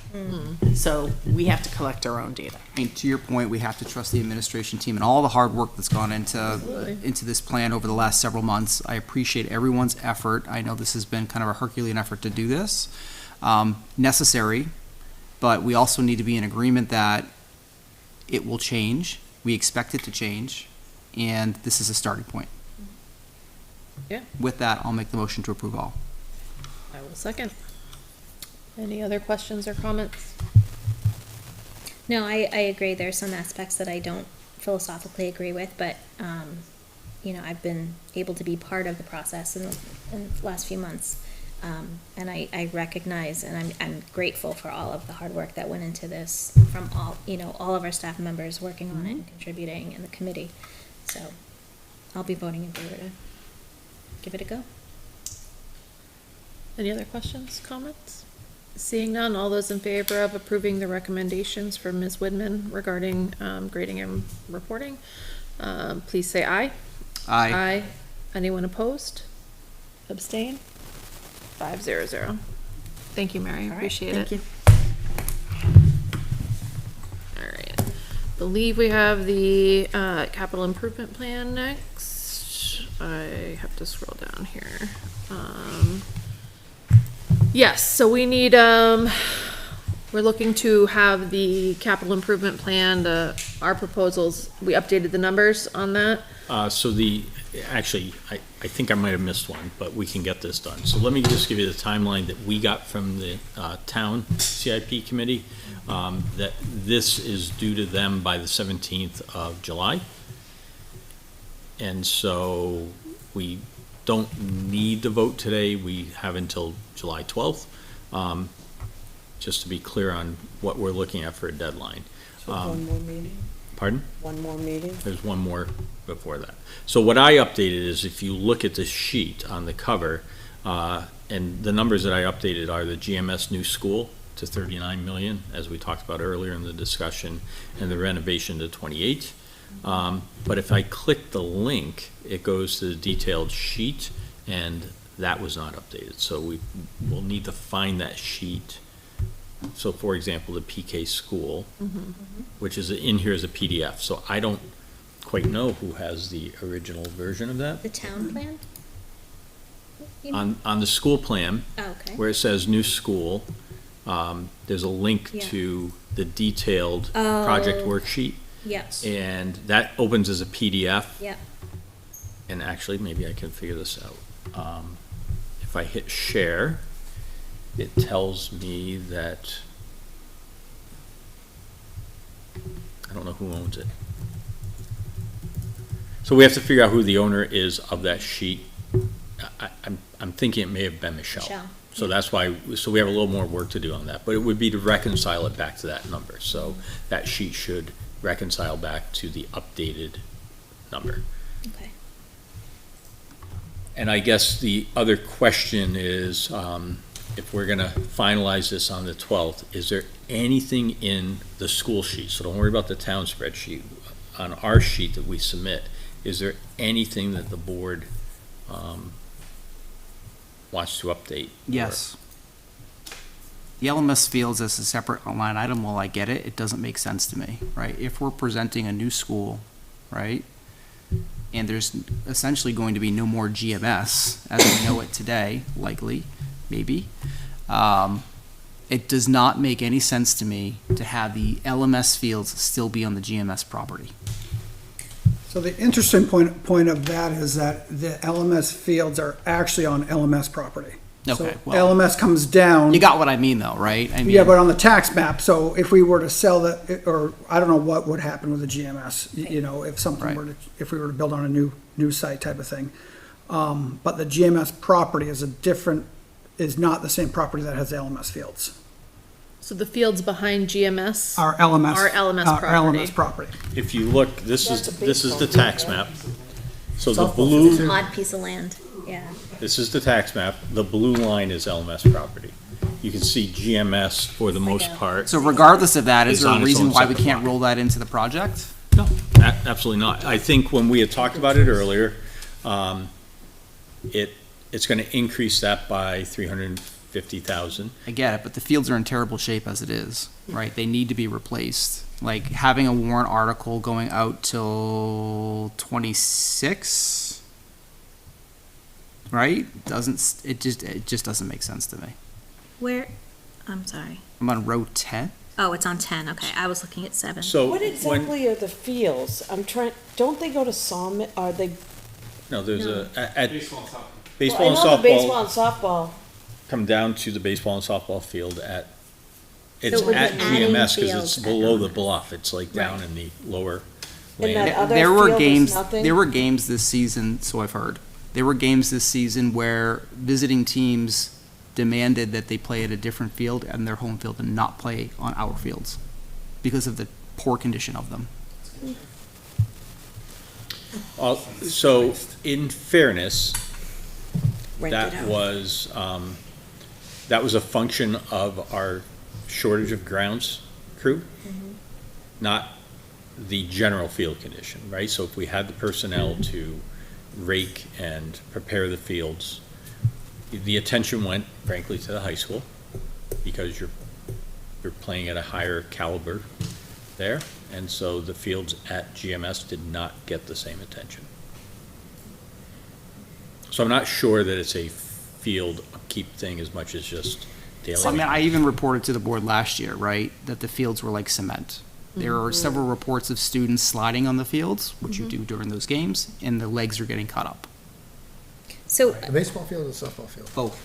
so what is your proposal? We move it up to a higher priority? I just feel like if we're doing the project for GMS, right, and that's the recommendation of the board, and we're moving forward with that, as a part of that project, we should be also repairing the fields and creating new fields for LMS that are not on seemingly the GMS property.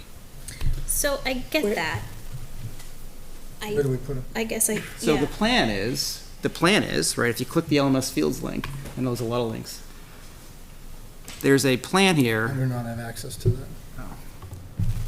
that where the LMS parking lot is, as you drive into the LMS property, on the left is where there's land to put the new fields. Where that little circle is? So Through those that, woods? in the woods area. You would have to clear most of the woods to the left of the road as you come around from LMS. There's plenty of space there to put fields in. Isn't there a If you field cut the there trees down. anyway, or some? There's a type field of- in the back. Yeah. There's the- Litchfield. That's the Oh, leach okay. field. I walked that after Yeah. our last Yeah. meeting. I didn't realize just how close that retirement place is. We took the puppy over there and he pooped in the guy's yard, but You're on picked it camera. up. He was right there. But to be clear, that's the leach field. The only reason that we play games on it is because nothing grows on top of the leach field, so it's open. There's never been a proper athletic field installed at LMS. Our goal is to put a 600 by 350 foot field that would have baseball and softball kind of in kitty corners, and then there would be a soccer lacrosse field that would run through that area. So you could At do all GMS. three there at LMS. LMS. So when you're standing, you come out of the new canopy and you look straight, you don't see those woods, you see fields there on the other side of the parking lot. where the cross-country runs. And frankly, we would at that time need to provide the emergency egress also, because we need emergency egress. But that's a separate, so that's number 7. Correct. So I guess for me, I don't necessarily see it as being tied to the new school, the new GMS, but I certainly see it being tied to number 7, and I certainly would be comfortable with moving it up from necessary to a priority. I'm just not sure I'm not sure I see the tie with the new school necessarily. Like, I understand the need for it, and I agree the need's getting greater. So I would be absolutely in favor of moving that number 10 LMS Fields up into the yellow priority and either attaching it with number 7 or even putting it above number 6. But that's kind of what I was going to suggest. I don't know, that's too. where I was leaning. Because my fear would be that we'd get these beautiful, nice fields and then have to dig it up. Actually, that would be, no, if we moved it with the GMS project, it'd be great. We get the fields done the same time as the GMS Before the project pavement. before addressing the pavement, parking lot and all that, and then it would be all dug up and trashed. I just, if there was ever a Fields. fire on McElwain, That how actually would makes the sense. kids get Get out? the field's done before the pavement, Four-wheel drive Why? through the woods? because you're not bringing construction equipment on your new pavement. Correct. You're doing it on the old. Oh, I see. Yeah, so I think That- moving it above, That's a phasing thing if both projects get approved, and we would do them sequentially in the right order. You know, just to remind the board, and Peter's new, and Andrew may not have been part of this conversation, so we had talked about the fact that one bond request, or one warrant article that does all this and ties it together, because if, you know, there are some families for whom, oh, my kids are out of GMS, you know, I don't care about that project any longer. And if you have a project that is more district-focused, you can get more community buy-in from a more district-focused. However, the board said, no, we prefer individual warrant articles so that the public can pick and choose. So the reason it's Which I like. structured the way it is the board said, break them out, Yeah. because people may say, we don't want to do that one, but we do want to do this one. Or, actually, we want to do them all, but financially, we have to pick and choose, and so we can do that with a buffet option versus if it's all the one course. I'm all for asking the voters, right? All for having it be a separate, I don't mind the idea behind this. Again, my main issue with it is, all right, now say we're in the future, we no longer have a GMS, we have a brand-new elementary school, but yet we're still sending our kids to the GMS, I guess LMS property, but seemingly GMS property, right? For ball fields that are in terrible condition. It doesn't make sense to send kids back down to that property.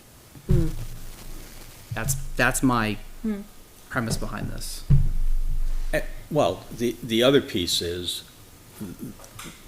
what we don't have on here is the cost to rehab those fields. So, you know, they're not all terrible.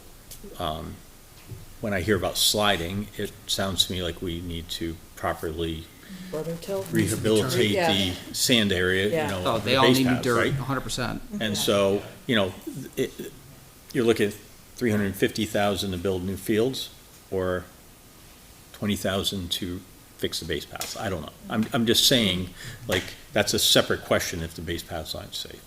And then we need personnel to keep them up, but. Right, and we need personnel to keep up new fields. Yeah. That problem's still there. Yeah, and I think a current benefit we have is when kids are down there, they're within access of say, Dan, you know, if they're after school and they're down there with their sporting team, well, Dan's not too far away either, type of thing. If, you know, eventually if that gets sold to a company, you no longer have Level a of school oversight. Right. person who knows students down there as well. So having a field up by the middle school, which is very customary for schools to have, the field right beside them, you know, it makes a lot of sense. And I'll tell you, visiting grandparents do not know how to ride field games. Anyway, it's the will of the board. I've No, said my, I'm I've said not my a- piece on this one. I don't know about tying it to the elementary school project. Okay. That's my reservation, but I agree that it is a need and I'm. I would bump it up to the 6th slot. If that's what people want to do. I'm interested to hear from Mr. Nosler. What? Should Did you take the question? Can you take the question? Technically, no. Okay, Um, that's fine. sorry. I'll just think it's. Can you make it telepathic and send it to me and then? You could send it in an email right now. I'm just curious whether or not, so you're concerned about middle school kids going down to that field, or, because, are we talking about fields that'll be accessed by the elementary school kids after a new school is built? No, So we're talking about just the middle school kids? just the middle school Which is what kids. they're doing right now. Which is what they're doing right now, and they're doing it through a path cut through the woods, which has, I know, broken some ankles, right? And there's other reasons, like that's just a bad idea. There is a sidewalk. It is three That's times. never long. used. 3 times longer, I'm just saying, nobody's Nice making warm-up. kids go through the woods. There is a, Didn't the cross-country path used to run through there too? It still yes, it does. does. Yeah. Yeah. So are there any motions, I guess, would be my question. That sounds like the will of the board's not to do that, which I appreciate. Thanks for entertaining the conversation. Yeah, I just hadn't given a lot of thought to it. So with that being said, I don't know that we need a vote, but I would like to see the prioritization moved up. I agree with that. Yeah. All right, So motion I'll make a changed. motion to amend the capital, the Litchfield School Board capital planning matrix, where we move up the LMS fields to the number 6 slot and therefore slide everything else down. Second. Motion and a second. Any Sorry, other? move it to number 6. Yeah, so number 6. It's really number, So capital repairs is nothing specific, but it's the recurring ask, Right. right? How are they rank ordered within the priorities? By when the money is? Okay, sorry, I'm just trying to figure out Yeah. why number 6 and not, and I think the answer is, so 6 and 7 are the 2 priorities, and 6 has money that was planned for this past March Yep. and next March. Yeah. So that's why they're ordered within each priority. But I will say Oh. number 10 and number 6, both are are technically for March of 2025. They're under the same Yeah. year. So I don't think moving it up has a significant impact on the planning piece of it. It's just It's just the opposite. changing the Right. prior But I- prioritization. I would just suggest it become number 7 and not bump number 6 to 7. You know what I'm saying? Because 6 has money already allocated, so So do we bundle? if you move fields up to priority, we would Yeah. just put it above. I think it makes sense to bundle the fields with the pavement, parking lot, access road, and because if you're gonna be digging around and Might as well just fixing do it that all. area that anyway, it makes sense to have the fields be connected with that project, so I guess if my second will agree, I'll withdraw my motion and then make a second motion to have it be added to number 7 and have it be a group. Just from a planning point of view, then It's just a big ass. that's That a is a big big ask ask. is Another one. Yeah. year. $1 million, right, between the two. Yeah. 900,000. Which is, it already is, but bundled together under one warrant article. But it was already going to be It was against going to each be other. both items, right? Both items were going to be on the same warrant article schedule. It's just a matter of are they separate or are they together? So the last time we did this, the conversation was, as I recall, that number 7 is sort of like needs. The parking lot is falling in. Yeah. The access road is an emergency thing, et cetera, versus the fields was more of a want, and that's why we chose to keep them separate. Yep, I But like that. we don't have to do that. And frankly, even though they're showing both as March of 25 votes, they could be separated off also, so. All right, I'm done making motions. Somebody else can make a motion. I'll make a motion to move it up to number 8 spot. I will second. Questions? Further comments? Seeing none, all those in favor of moving the LMS fields currently at number 10 up to the number 8 slot and therefore moving everything else down, please say aye. Aye. Opposed? Abstained? 500. Are we keeping the necessary versus the That was my priority? question. Because the current number 8 slot is necessary but not priority. It would be priority. That would be my thought. And I think you should motion that. Should motion to change the priority to priority? It says necessary right now. Okay. And the number 8 slot also says necessary, so. I'll make a as- motion to change the priority to priority. That's Wouldn't that change? That's what you're asking me to do. Moving it up, wouldn't LMS fields, moving it up to the 8 slot would keep it at necessary. So if you Right. want it to no longer be necessary and to be the priority, then it needs to be changed. That's what I'm saying. So you are making, okay. I'll second.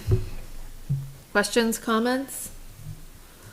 Seeing none, all in favor of moving the LMS fields, we already did to the 8 slot, but prioritizing it as a priority versus necessary, please say aye. Aye. Opposed? Abstain? 500. Sorry. It's okay. I don't really think it's a safety issue. No, because I'm going to reset. So in terms of workflow, I'll give you a new document next time with the update and the updated date in the title. We'll make those adjustments, and we're going to locate, because one of us has access to those PDFs, and make sure that we align everything. So you can get a final vote on it at the July 12th meeting. Sounds good. Fair? Fair. Thank you. Moving into new business, the Litchfield Educator Model of Supervision. Yep, so thank you for that. I want to point out Have that another 2 weeks for that one. Sorry, old business, was that policy committee under Oh, old shoot, business? yes, I'm sorry. It'll be really quick, right? So the policy committee met earlier today. We talked about the reconciliation that was performed of all of our policies against the now available NHSBA site, which is great. That reconciliation's been done.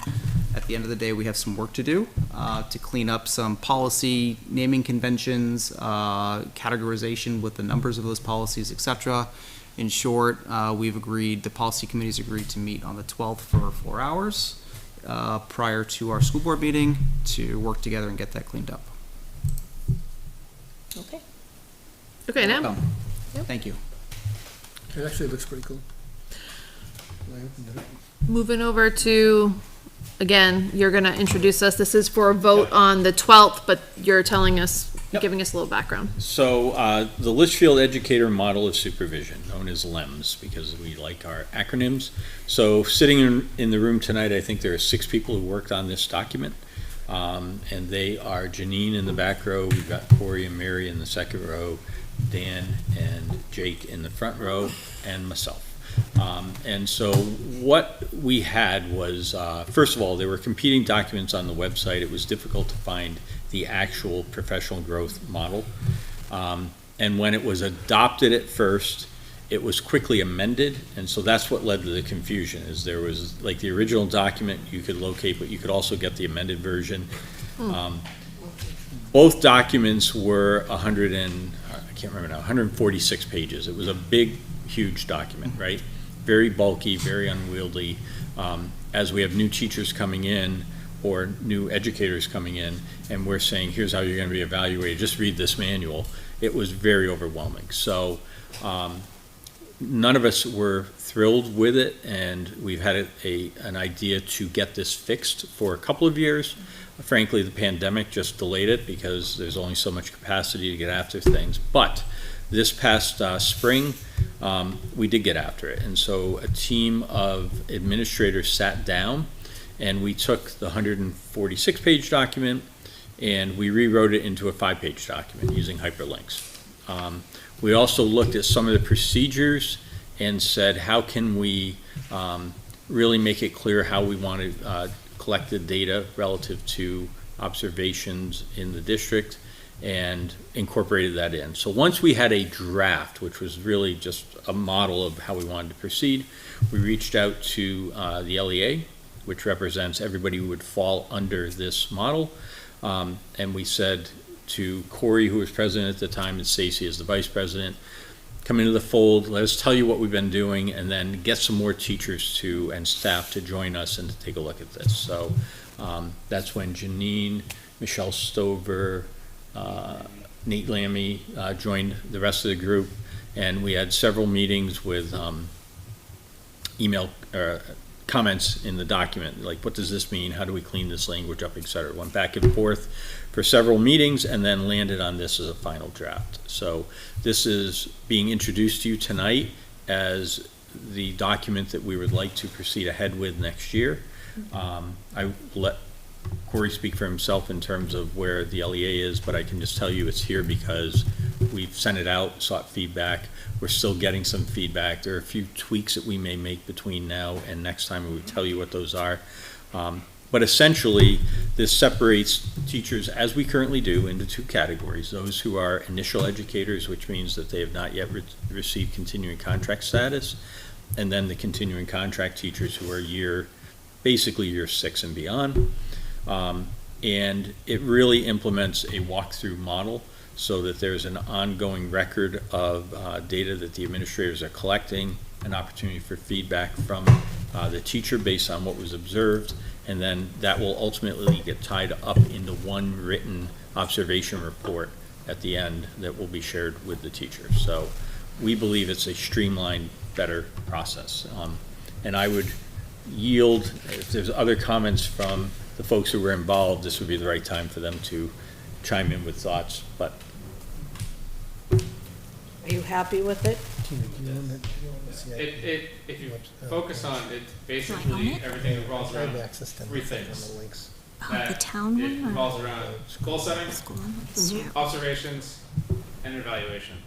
And so teachers in the first 5 years get those three things every single year. Years 6 through 10, they're going to get one of those things each year. And then you get on a 3-year revolving cycle.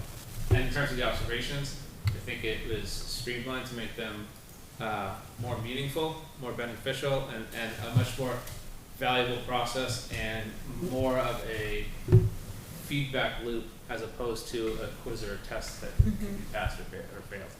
So I think I envision it being a much more ongoing and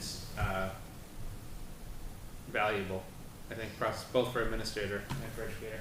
And it provides teachers an opportunity to provide artifacts for those domains that you don't see on just a walkthrough, which I remember as a teacher was, oh, let me show you all the cool things. Yeah. So, Right. I love that it provides that opportunity, and just the dialogue that it will create with the teachers, I think is fantastic. And attainable for you and your vice principals to do throughout the year? Much more attainable. Oh, that's fantastic. Great. So if everyone can take a look at this in more detail, and we'll be set to review and vote on it on July 12th. So the one piece of feedback is really important because you'll notice the name of it is the educator model, right? And so one feedback we got is that the word teacher is used specifically in the document, and it really should be educator. So I just did a Control F for the word teacher, and there are some places where teacher is the right word, and there are some places where it's going to be replaced with educator, because that's, this is covering our guidance counselors, this is covering nurses, et cetera. So we'll fix that. Yeah, just one big point. I like the multi-walkthrough observations that add up to one big one that takes 3 hours every time. Is there a big one anywhere in this? So before with the last one, we had an option. Teachers could opt for the one visit or the walkthrough. So we're going all to walkthroughs now. Thank you. Which often it's referenced that it's the equivalent of the Right. time. Right. No, I think it's a more accurate, more varied kind of, I think it's a more valuable observation method than setting up a meeting part of the and then the observation lesson. that is evaluative is much more based on a body of work Right. as opposed to a single One visit. One shot. one shot. That they've been preparing for. Right, that they're ready for. Yeah. Exactly. Yep. Any other questions or comments before we move on? Looks good. Thank you for all the work. Thank you. This continuing contract, does that mean tenured teachers? Yeah, there's no, You have to change the language. nowhere 'Cause in it's the law, different than Peter, tenure. does it use the word tenure. No, that's why I asked, Yeah. it sounds like it's a tenure thing. When you hear tenure, that's a college professor terminology that has been mistakenly applied to educators at our level. If you look at the law, it's just continuing contract status is what the law says. So you can think of it the same, but. I think it's different connotation too. When you hear it, oh, it's a tenured teacher, then they're there forever. I think continuing contract is, if something were to happen where they need a little bit of improvement and a little bit of support, then there's I don't know, it's just different. You go on an improvement plan, it's not, you're not there forever, you could still do that. So I had never heard the term portable tenure. Is that so someone who's been on continuing contract from another district? So when they rewrote the law, so remember that teachers used to, it was 3 years. After 3 years, you received continuing contract status. Yeah. And then the concern was that there were people who were being offered that status who, in year 4, it became obvious maybe it wasn't the right decision. So the legislature expanded it to 5 years. But then they said that once you achieve that in a district anywhere in New Hampshire, a public school district in New Hampshire, whether you got it in 3 years back in the day or in 5 years now, when you go to a new district, you don't have to start all over and do another 5 in that new place. You only have to do the 3. So that was like a compromise at the legislature. Of course, as typical compromises at the legislature, it muddied the water because, you know, so now you have some people that are 3, some people that are 5. We have to track that very carefully, and we do. We also take time to verify with the sending school where they offered a 6th contract. Right. That's what earns them portable tenure, which isn't a thing. So it's really confusing, but we follow that very carefully. Okay. Any other questions or comments on that? Okay. Moving on to policy, so you can click on the dress code policy. Just to kind of tee this up a bit, we did discuss this during the policy committee this afternoon. We have elected to put forth and present to you the language that's highlighted in yellow was what was recommended by the dress code committee. Originally, the green is what it was amended to be by the board, and that we are putting back and suggesting that we stick with the language of the yellow because it allows the CHS and LMS staff to have the discretion to limit it in their classroom if they so choose. And I'm speaking of hats. But otherwise, this is the proposal this is going here now. I would like to point out, we have spent a lot of time on this, and we've addressed this, I think, for 4 meetings now. And so while we have it on here as a first reading, because it is a new version, I would like to suggest that as a board, we waive policy and have tonight be the first and second reading, so this can just be final. We've heard from the public, we've had the conversations, and so we do have, my understanding is the ability to go ahead and make this a final approval without having to wait for another board meeting. So we've spent a lot of time. Okay. So we're back to the Original. policy, Yep, including hats. correct. Well, yes, so the yellow highlighted language was the original Yep. language from the committee. Yep. And it says that headwear that does not cover the face or ears is permitted. School administrators may permit any headwear for religious, medical, or other reasons. Hoods are not permitted. CHS and LMS staff may choose to restrict headwear in their classroom for academic reasons. So we're voting on that language. Well, we're voting on the whole policy because, Right. again, the policy itself failed last time. So Right. So- there were other changes besides the hat. Right. So we're voting on what is written here, what is included. Correct. It's basically the CHS policy from a year ago. Plus LMS. Plus LMS. Correct. It's for the hat piece. Yeah. And with teacher discretion. At both locations. At both locations. Yeah. And we were very specific to say no hoods, to make that spelled out and Anyone clear. at That home wasn't looking in at the this, they can original. see that. Yep. Madam Chairman, I'll make a motion to final approve the dress code policy. I'll second. Perfect. Any other questions, comments? Seeing none, all those in favor of final approval of the dress code policy JICA and GBEBA, please say aye. Aye. Opposed? Aye. Sick Abstain? of talking about it. So is it I'm 4-1-0? consistent. I'm consistent. 410, yes. Okay, moving on to, Can I just clarify, that is The final reading. that's the final read. We're Correct. done. My This is motion what's was going the in final. final read, Thank yes.